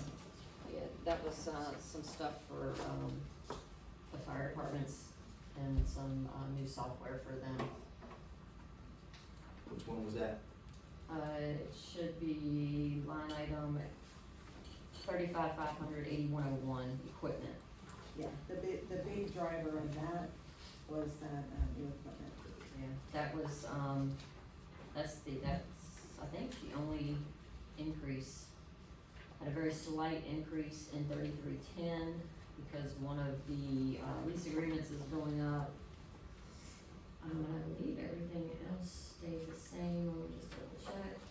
It's just salary increases. Yeah, just salary and benefits, and the big jump is the 8101 to increase that by, 30,000. And what was that again for the fire departments? So we cover, cause we bought the compressors, so Right. we cover the maintenance. Right. We needed a little bit more money for that because the annual maintenance was, we underestimated that, so we needed to bump that up. And then, 10,000 of that was for, something called First Due software, which, helps them with, pre-planning and, hydrant locations, and it's just, electronic format that they'll be able to pull up in their units as they're responding to calls. Is the generator? And it would be maintenance- something for all 3. Yeah, to use. Is the generator maintenance in that budget, or is it in like communications? The generator maintenance at the, well, you got the shelters and then the ones at That's the tower. in Mr. Taylor's budget now, everything with the generators. So that's not Not under me, emergency operations at all? Okay. but yeah, we do still maintain the generators that we put in at the farm. Okay. Yes, sir. But just not out of this budget, Right, it'll be out okay. of facilities, yeah. Now we can flip the page. All right, Go ahead, Matt. No, Oh. that was something else, we'll get to it later. Alright. so, we've got another ambulance, so we have, there's some title insurance that we pay. And then, so the next increase is building inspections, that included that, half-time position, the receptionist position, and then there was just some inflationary increases. I mean, we're gonna have to reduce the revenue if we take his expenses down, because all the inspection revenue goes back to their expenses. Okay. So that's out?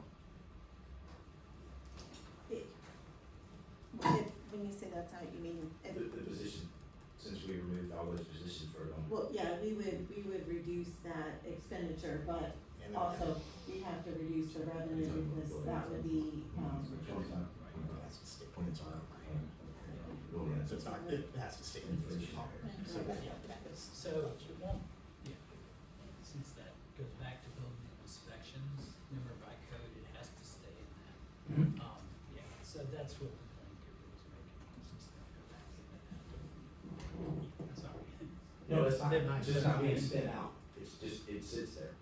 yeah, so it's not change, so, just for clarity for everybody else, is like, what are they doing?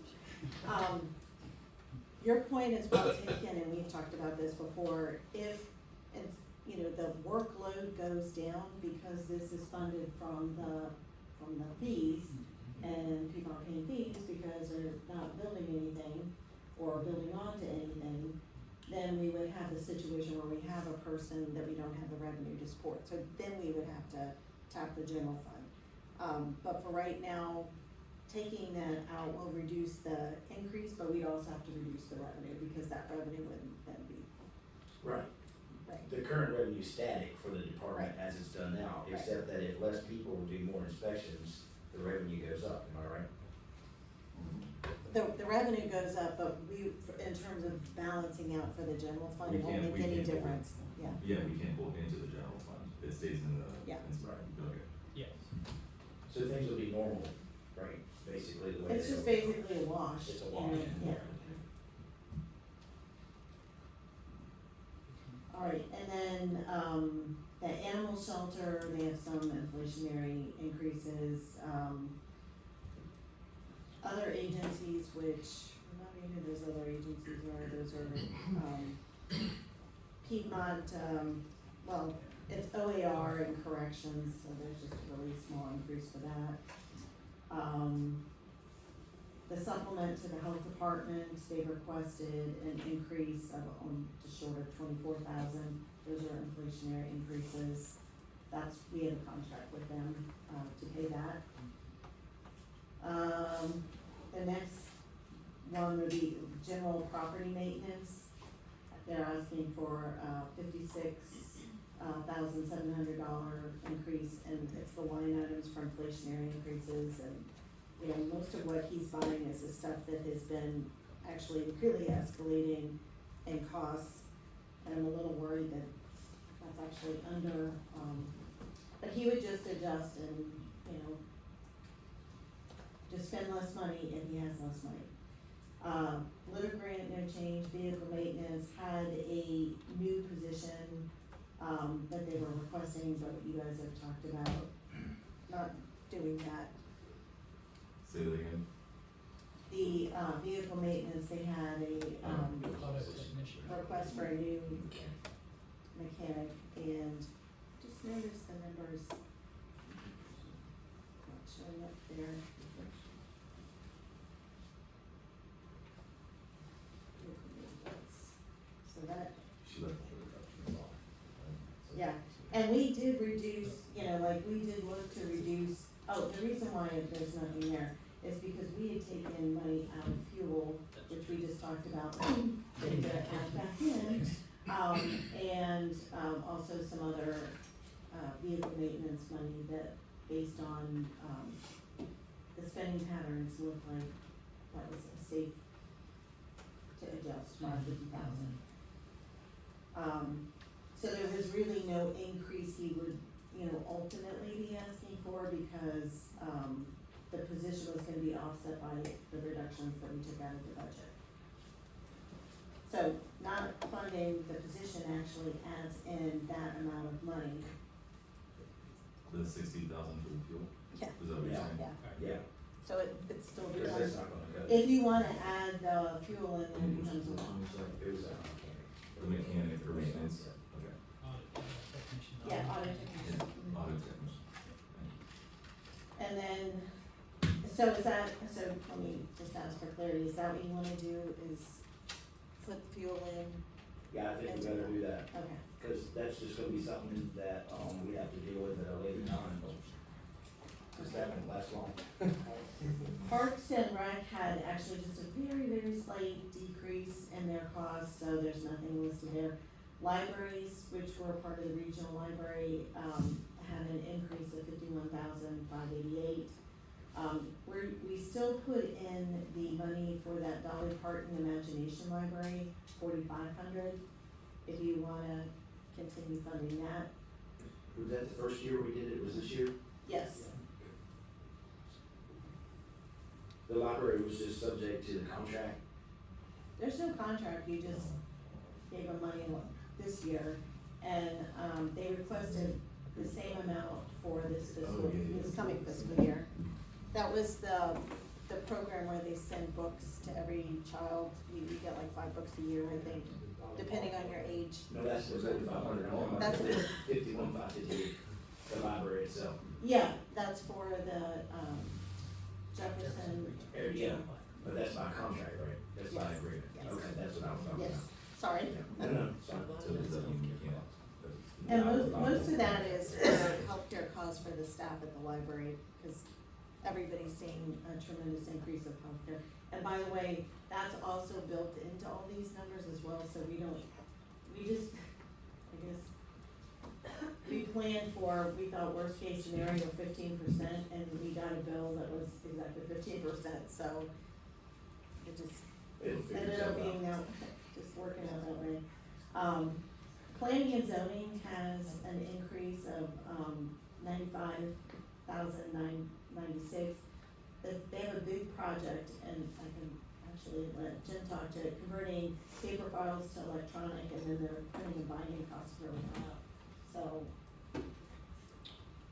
Yeah, no, that's the, and I don't think we covered it anywhere else, that's the software that the board approved last year, the legislative software. I covered that, and also the software that building and the planning use, the electronic software for plan submittals. So I put both of those full costs in our budget, just to make sure. Last year, some of it was split between, planning and the building office, but I wanna make sure nobody forgot them. So about, that's about $50,000 worth of cost. I did put in $20,000 for converting the historic files that we have, having someone come, converting those into, electronic files. That way they're more easily accessed by staff and for citizens, but, again, that's, I think that would get most of those files done, but, I split that in, over, maximum of 2 years, just because I didn't wanna make it too large of a piece. Okay. And then there's. Yes, that covers that AI software that we did last year. Yeah, so one is the It's a legislative non-technical software, which description is, of it. it's 18 grand, and we're still working through that, it's learning our system. We're gonna be getting the input on the comparison to the code. They're teaching it, our document, so that we can put online a question where a citizen at 3 o'clock in the morning, James Howard, for example, he can ask a question and Start get an harassing answer. y'all at 3:30. Because it'll go through all of our documents and all of our files, and it'll answer that question and source the references to it. So, you know, that's, we're using it in-house, but soon it'll be available for the audit and for citizens to use for just general questions. And then the other two small, very small things were $5,000 each for the Agricultural Forestry District Committee, mostly to help with, there's a producers event to teach people about farming and niche farming and other opportunities to make revenue with their farm. And the other one's for the Ruckersville Advisory Committee, in case they have community events for the upcoming comprehensive plan. Okay. Do you have anything in there for the comp plan? No, for right now, our plan this year is mostly organization and utilizing, and setting up the community involvement, and that we don't need extra finance for because we can use some of the computer tools that we have. And we have a contract with Thomas Jefferson Planning District that they can help us staff. Next year, the bigger full year where we might have more events, we might have to consider, some additional funding for that, so. Okay, for next year. Yeah, just for assistance for people for, if we have some big events. Okay. All right. And then you heard from John, that inflationary increase will be, likely wiped out by that rebate they were talking about, send it out to us, but until we get it, we still have to plan for the inflationary increase. And Skyline Cap has a small inflationary increase. The big increase for, economic development, I'm just looking at my notes to make sure I get this right, but we've had several investors that are looking for properties for people in the national security space, life science space, biotech sectors. They're looking for what the state recognizes as tier 4 and tier 5 sites.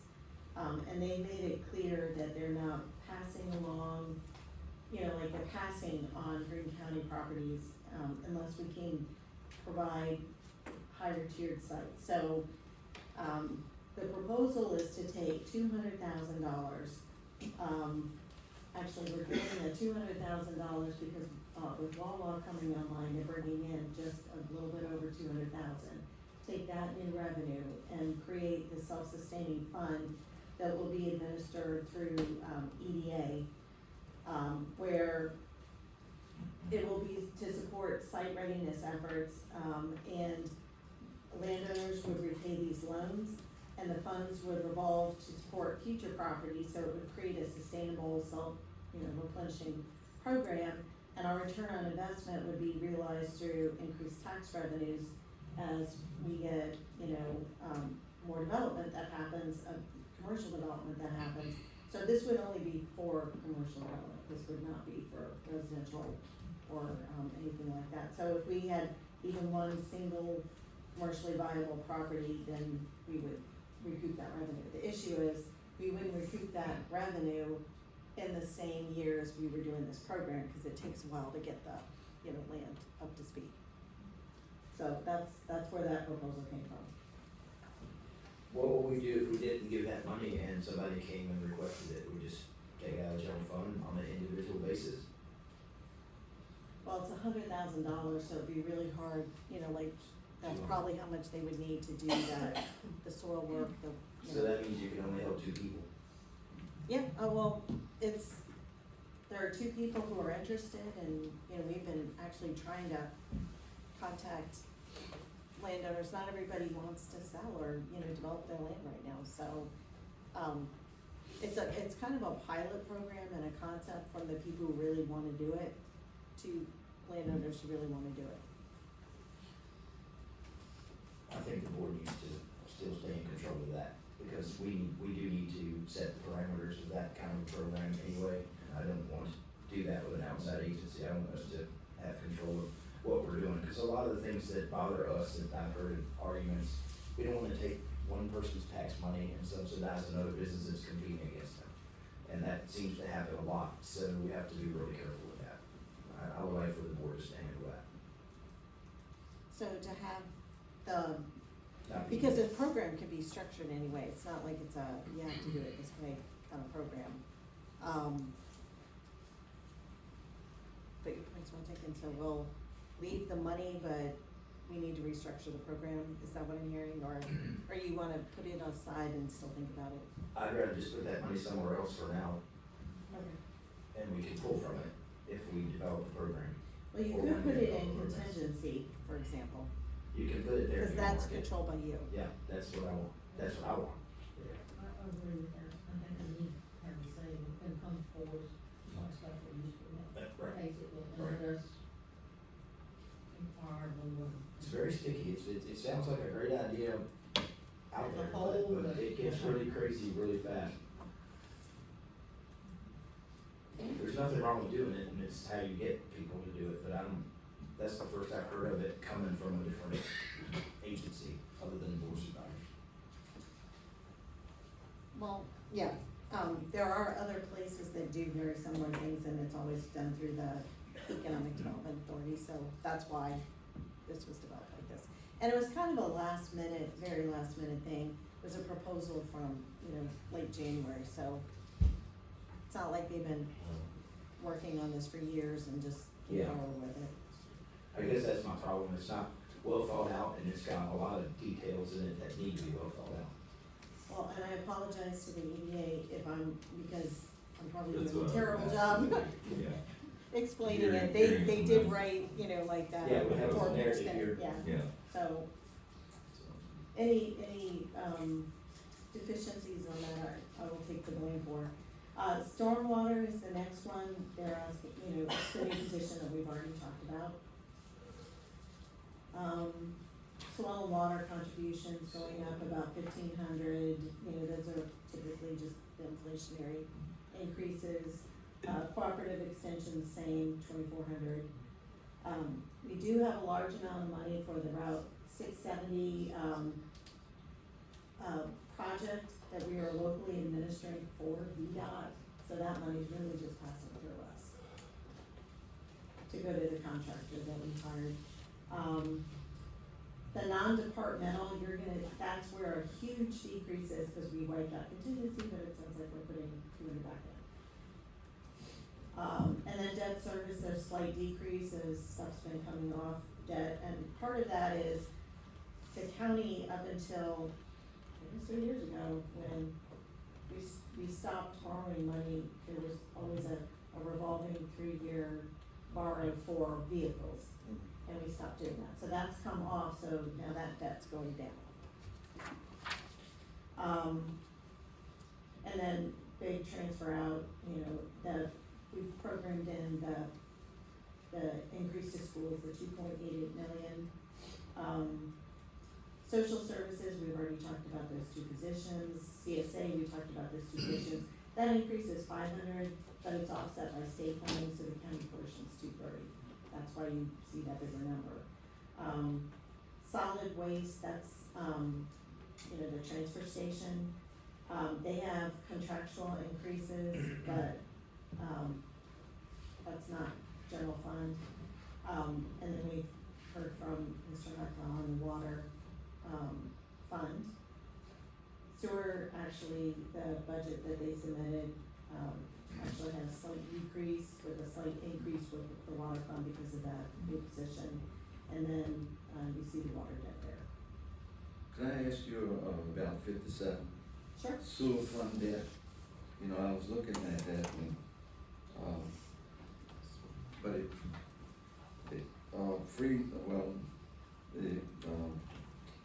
what's left is 282,894, but it would freeze up.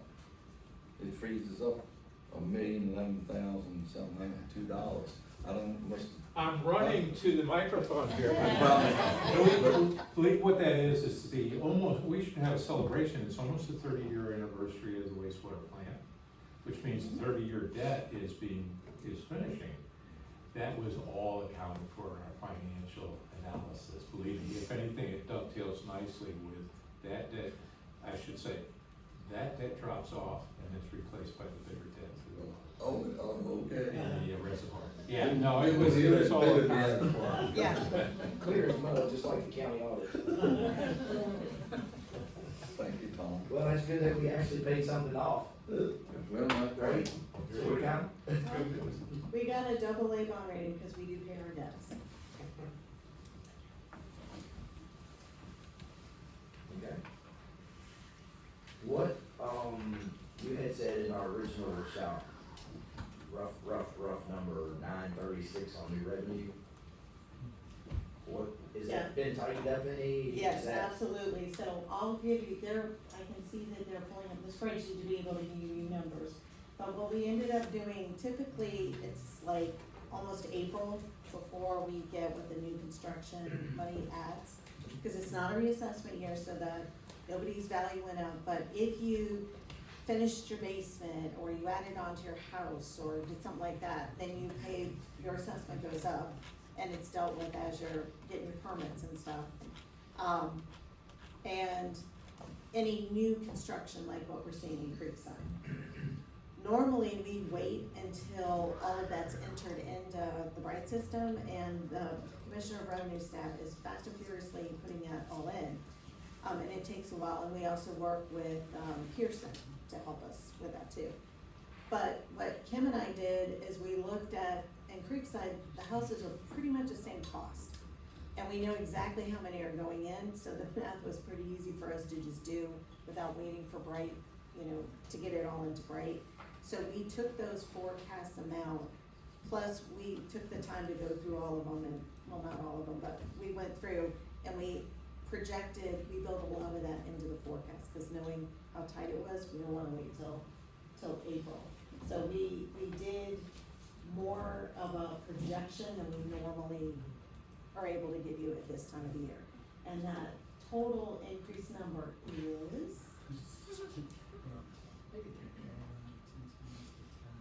okay, there's still, there's, so, This thing is always changing. yeah, We got drum roll, please. Dang, it stands over that count. okay, so you have the number. $59.86. We're done. Oh, so they have it in there assuming the 9 cents, so that's why it's so much higher. So let's let them, see what is. If everything stayed the same, what's the new revenue? From the They grant? need to figure that out real quick, so, Okay. well, Well, they can do it's- it, they can do it before the next meeting, they don't have to figure it out this minute, cause they got a lot of figuring to do. Yeah.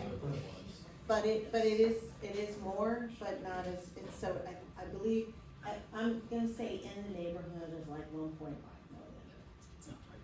Yeah, Flat. 12 minus 1.5 million more than this past year. Yeah, That's 69 cents. at 69. Yeah, 696. Right, So 1.3, what did you say? 1.3, oh, I said 1.5. Close enough. I was overly optimistic, so about 1.3 million. Okay, it'll change 5 times before we're done, so. Actually, that number, it's not really, that number is really probably not gonna change. It might change like tens of thousands, but definitely not.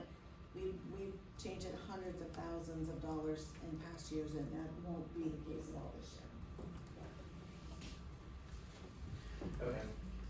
I have a general question about general property maintenance, the 56.7. Where is the money for the projects that we've been doing all year, the maintenance projects? Is that it? Is that all that you have budgeted for that this year, come the new fiscal year? What is the current fiscal year on that? Wait, so, sorry, I was writing something down, so I think I missed something. Are you talking about I guess what I'm 33? driving at is like, we have projects that pop up all over the county, right? Right, So where's that money coming from? So- Because we haven't appropriated it in the sense that it's appropriated through the budget to fix, the old rescue squad building, or to fix, something in the park, or anything that those guys do. yeah. So under, tab 33, I'll just say generally, there's certain contracts that we have, like for, the park, for mowing, for snow removal, electrical service, heating service, stuff like that. So we're not doing anything at the old EMS building, that's what we're asking for the grant for. But like littler things like, the refrigerator, when that building was left, had food in it. And, and it was very moldy. So at one point, and there was mold on the walls. So and nobody's in that building, so when Mike was in that building to check out something else about the structure, he had to get rid of all that moldy stuff. The mold's just gonna spread, so he had to deal with the mold. So like on a maintenance thing, he had a dumpster pulled there, threw away the refrigerator and all the drywall, that he had to take out, and then had a mold remediation company come in and deal with the mold that they saw. So that's not, and that's like a regular maintenance expense. At the elections, trailer, there was a window, those were used trailers when they were bought. The window was leaking, which, has to be addressed. So he had to buy a new window and a new door, and then he had a different dumpster there to be able to pull that out, and I think they were throwing some other stuff away too. So it wasn't like big dumpster, it was like a regular dumpster, and then he fixed those things in the floor, cause the floor was ruined when the leak happened. What about like the ramp that was done there? I mean, it's small, but what about like that, where's that money come from? The ramp, I would have to check with him, but I'm sure it came out of their budget. They probably did the ramp themselves, bought the wood and did the ramp, but I don't know. 56,000, what's the total of that line item? That's the increase, what's the total of that line item? Oh, the total line item for maintenance is, if you subtract, well, including the salaries, that also are the salaries for the cleaning staff, the salaries for facilities, manager, and then also his two staff. I'd have to take a minute to subtract that out unless you want those costs too. We're looking at the total, so yes, subtract it out. The total that includes all of the staff, is 1.491 million, of which a substantial portion is salary, too. Salary and all the benefits. And then there's contracts that are, fixed contracts. Like, we have contracts to make sure that the generators have fuel and, we can get somebody who actually does this work to explain it better, but, there's insurance costs here, that's a fixed cost.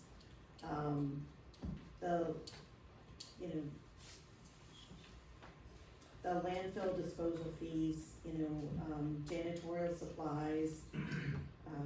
They have a couple vehicles, they have uniforms for, staff. And bulk fuel generator, cost, that's 30,000 for that. So all those things are listed out here. So it's 6007, repairs and maintenance? Is that of the buildings or is that in general? So repairs and maintenance, I'd have to ask Mike, or do you guys know?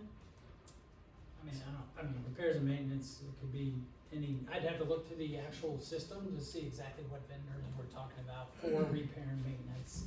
I guess I just wanna make sure that we know exactly what the number is that we're using to do all the work that we see being done, and that it's not coming out of the general fund, or it's not coming out of, by the way, we had to do it. I want that to be more structured. I understand that things break, HVAC system's very expensive, it breaks, okay, we gotta fix it, but we've done a lot of extra projects over the last couple of years. That I just wanna know where that exact pot of money is.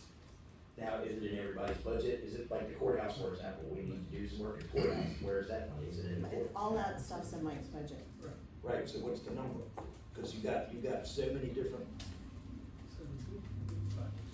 you have to give it to me now. but Yeah, the so number- we'll have to get back to you, cause they do a lot of the work themselves, so they're buying materials. Yeah, so I wanna So- differentiate, Right, not complaining, but I just Yeah. really wanna know what that is, cause I feel like that's a loose end. yeah, I see the treasurer, so it comes to mind, but she had, we had to create an ADA accessible, window. So they bought the materials and then came in on a weekend and then some or whatever and did the work, so.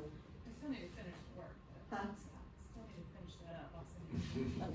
but that's a good example, I'll put it it's in. never in our CIP. Yeah, these are really small projects, so you won't come in and see that here anyway. What is their lease or rent of a building? What building are they leasing on them? $11,000? Probably the Commissioner Rundle's office, I don't know. Oh, yeah, That should be Kim's. in that, would it? I have to check. I'll have to check. I think we need a lot of detail in that budget. Do you want me to ask, Mike to come on Tuesday? I just want some data first, and then we can call Mike in. Okay. Might be nothing to it. There's just a lot of vagueness in all these headings, and it's a lot of money, right? So- We just want more detail. Yeah, I just realized too, in the back, there is a justification of the baseline that's a little more clear, so what was the one you were asking about, the lease? of building. So, yeah, that is the rent for the commissioner of revenue. That's what that money is. It's in Mike's budget. Okay. So most of the projects she's talking about, the repairs and things come out of that account that you were just talking about. The courthouse and the bigger projects are previously approved capital projects. So the courthouse work was approved, I think, 2 capital budgets ago maybe. It's been approved a while, and it's taken a while to get all the equipment together and get that stuff going, so. Yeah, So and there, some of the big stuff is in the capital line item. also they That's where it pay, should be. yeah, and they pay the electric bill for all the county buildings. They pay for all the gas and propane for all the county buildings. They pay the water and sewer bill for all the county buildings. That's what a lot of this stuff is fixed costs, you know, like that. Unless, well, I guess we could try to cut back on electricity. It could be. The electrical service, the electrical service line is paying the electric bill, is that what you're saying? Yeah, Okay, and he has that in his detail on that very last page you have I there. see that now, okay. Well, then we really need to look at that capital budget too. Like what's already been approved that we haven't done yet, like before we approve this year, we need to look at that. Cause that could be where some of the extra is going. We've done a lot and we needed to do a lot, Mm-hmm. but we need to stop doing a lot. We need to just maintain for a little while and figure out where we're at with the world, I guess is my point. I mean, it's also an option to spread those costs to all the agencies so that each building has to pay their, you know, but then it's, And for them, yeah, for those guys. yeah, then it's you're just recovering costs, so like, it doesn't make the bills go down, and it just makes it more complicated for the staff that It would has be to better, go out. it'd be better, it's fine where it is, but Yeah. it just needs to be broken down, and the projects need to be, like, I think clearly identified, cause then when we get phone calls, cause we get them all the time, hey, what's going on down here, I don't remember anybody approving that, I mean, nobody knows anything, and that's what I'm worried about, I Well, want that to and- stop. yeah. There's a lot of money going out that way. Mike does do a monthly report that's in your board package too, but we can add more detail. That would be great. Call it data. I know you're the dad man. Hey, you have the right job. Me and James will be up all night. While we have the treasurer here, would you like to outline the 52,247 real quick? Is that what we're looking at? That'd be your increase? Increase on our budget? Yeah. Most of hers is salary, it's salary and benefits. It's especially, it looks like, yeah, A lot of it's healthcare. it looks like people who did, like, you must have new staff that are taking healthcare, that took that benefit, or the staff before them didn't. That's what it looks like, cause it went up so much in The healthcare. overall budget was a 2% increase, but the majority of that is the salary. And then the only thing that really went up, there's some stuff for postage or paper, just minimal amounts. And then that 15,000, that I told you about when I spoke the other night. So that is that's for any of our, if they're gonna do any tax sales, we're required by code. We're kind of been busy with that. So it's required by code, we have an attorney for that. And I just, they have to do all their legal work as far as tracking down any owners or any heirs. And, that just depends on how much that they have to do. So I put in 15,000, I'm seeing one $4,000 bill, I think another similar one's getting ready to come in, so that's 8,000 already this year. Okay. So I put it at 15,000, I don't know what that number's gonna be. That can really add up quickly, It depending on can. some of those problems. Well, So they it go hasn't, back for generations, exactly. you know. And unfortunately, it hasn't been done in the past several years, so. I think the previous attorney, had retired, and I think she had kind of stopped doing anything for a while, as he was exiting out the door, so there's been Backlog. a backlog, exactly. Right. So that's Sounds why we're good. seeing that. Well, you're here, I just want to ask you again. Oh, not a problem. Any other questions tonight on this list?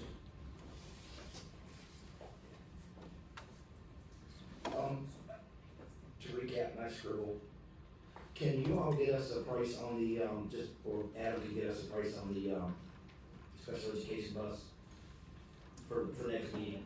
I have that actually. if you For want. just that one, cause it was Yeah. on our sheet. No, Okay. I have it. Well, you don't have to give it to us now. I think that what I would like to see do is take all the changes that we made tonight, then add asterisks for the special education bus, add asterisks for one sheriff's deputy car in case we hire the sheriff's deputy.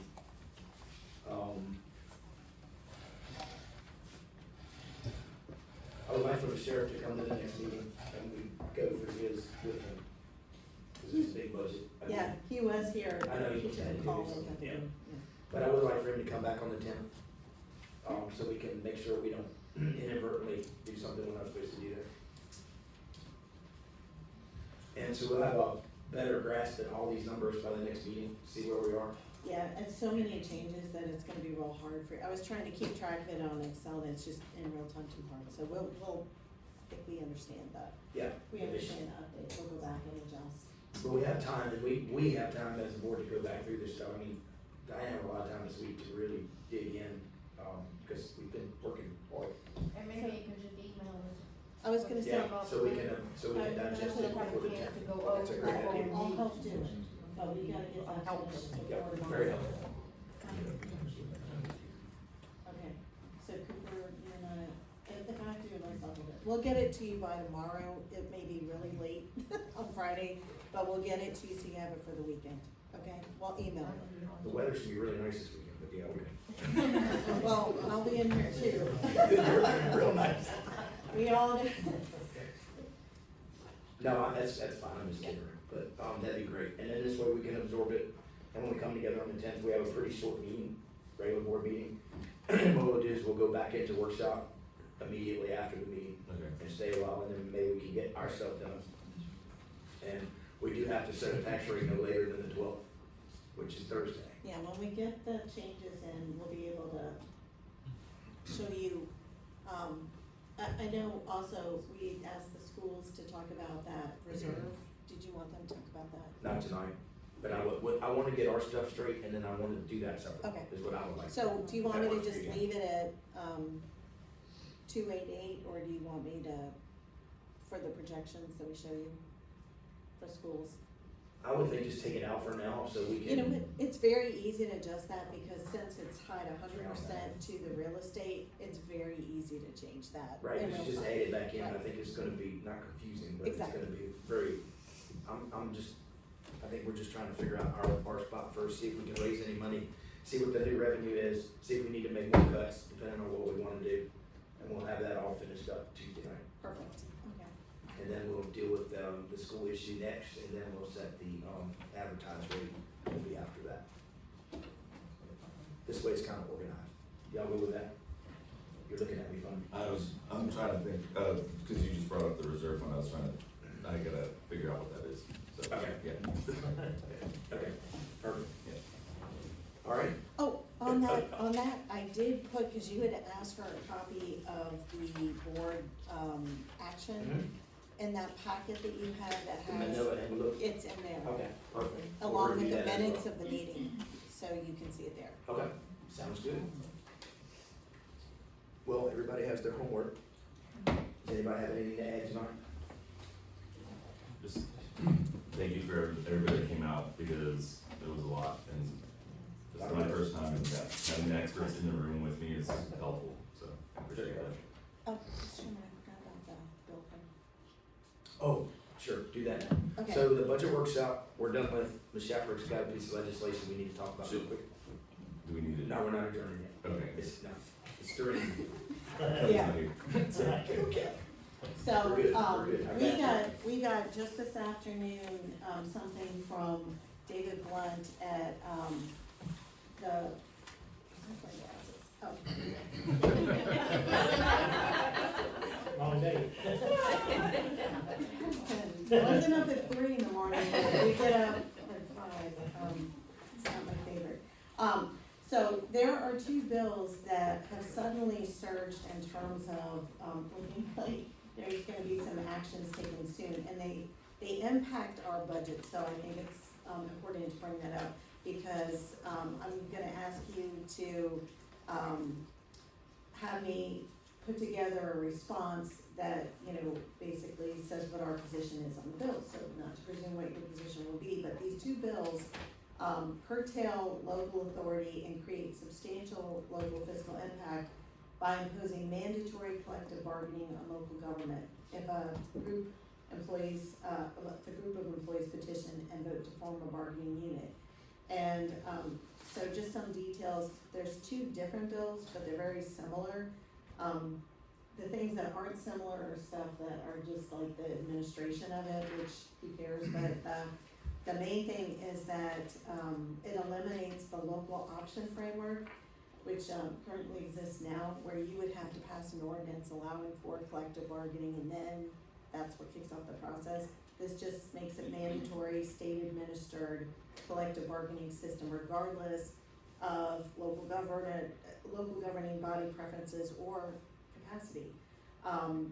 It has binding arbitration that creates outcomes with unpredictable fiscal consequences. It has, new reporting, documentation, and compliance tracking requirements, increasing, that would increase our administrative overhead. And it has new procedural timelines and legal standards that will impact, our HR staff, actually it impacts the schools too, county attorneys,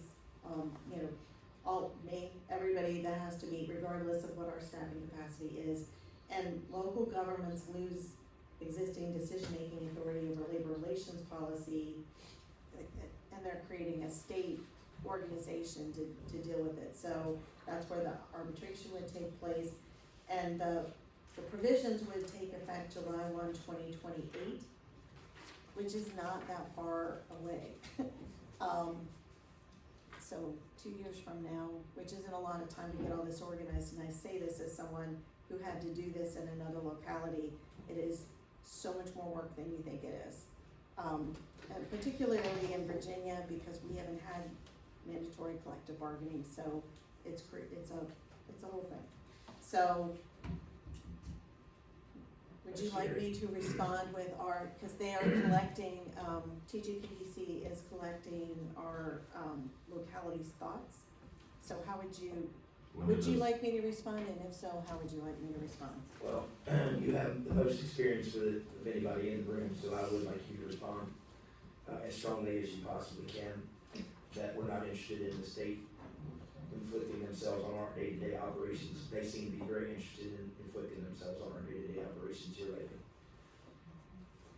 So however strong you wanna put that, do you have my blessing? We don't need that. I mean, it's hard enough to deal with labor relations right in the same office building, let alone having a state arbiter. Well, I think that the most frustrating part of this that a lot of localities have, not just us, and especially in other parts of the state, is that it went from being, if you wanna do it, you can do it, because we're a Dillonville state, so they had to allow us to do it. But if you didn't wanna do it, you didn't have to do it, but this would mandate it, and it goes against what you said as a board your priority was, which was, fighting against any, usurping of local authority. So, I will draft something and send it to you for you to sign, if that's okay. That's fine. Cause I don't think they care If the when board I gives say. you permission to sign it. But when are you, like, do they, Like, I wanna do this by Yesterday. tomorrow, yeah, cause these bills move really, really fast. And so, for PDC to collect everybody's stuff and then move it forward, it was just really good timing that we had this meeting. does it affect the teachers as well, or is it just the government side? To be here with us. It's, Yes. yes, It does. it's everybody. And, I would, But yeah, if you could tell us what you know about it, cause this is the first time I'm seeing it. So what I can tell you is that the Superintendent's Association and the School Board Association are lobbying for local control, Okay, so that it's a local decision, so it would greatly impact. I appreciate And, that. and one of the struggles with that for us would be that, we don't control our funding, Mhm. right? So that would, so we'd have to plan for it as a locality, obviously. Right. It's really not even just the funding, like, people think, well, it's for salaries and stuff, and yeah, that's true, but a lot of it ends up relating to, what we call employee relations work, arbitration, you know, like, you have people who aren't even anywhere in this locality making decisions about how to manage our services. And that's what affects cost too, and morale. Incredible. Yeah. Well, if, however you guys wanna do it, but if the correspondence is along those lines, can I just sign it? Yeah. I mean, I'll be happy to send it to everybody, but then I'll just have to, Yeah, that's fine. to send it tomorrow. Try to track me down tomorrow. I'll We be have to alright. drive to wherever you're gonna be, I'm not driving to like West Virginia. Don't ever say that. Don't wanna track me. You don't wanna drive 33 over. That's right, that's right, you don't wanna do that. Okay, good. We'll figure Well, it out. thank you all very much for being here, thank you to the board, thank you to staff. It's a work in progress, but I feel like we got a little bit of a direction tonight, and we'll solidify those numbers next meeting. And hopefully have a clear path forward. Hopefully we generated some money and we know we got some also, so, The old saying that you prepare for the best, yeah. you hope for the best, prepare for the worst. Well, and you'll get with the sheriff tomorrow. Okay, perfect. All right, now I'm looking for that motion.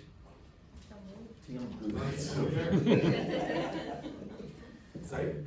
I have a motion and a second to adjourn, roll call vote, Mr. Lamb, Mr. Hartung, Aye. Mr.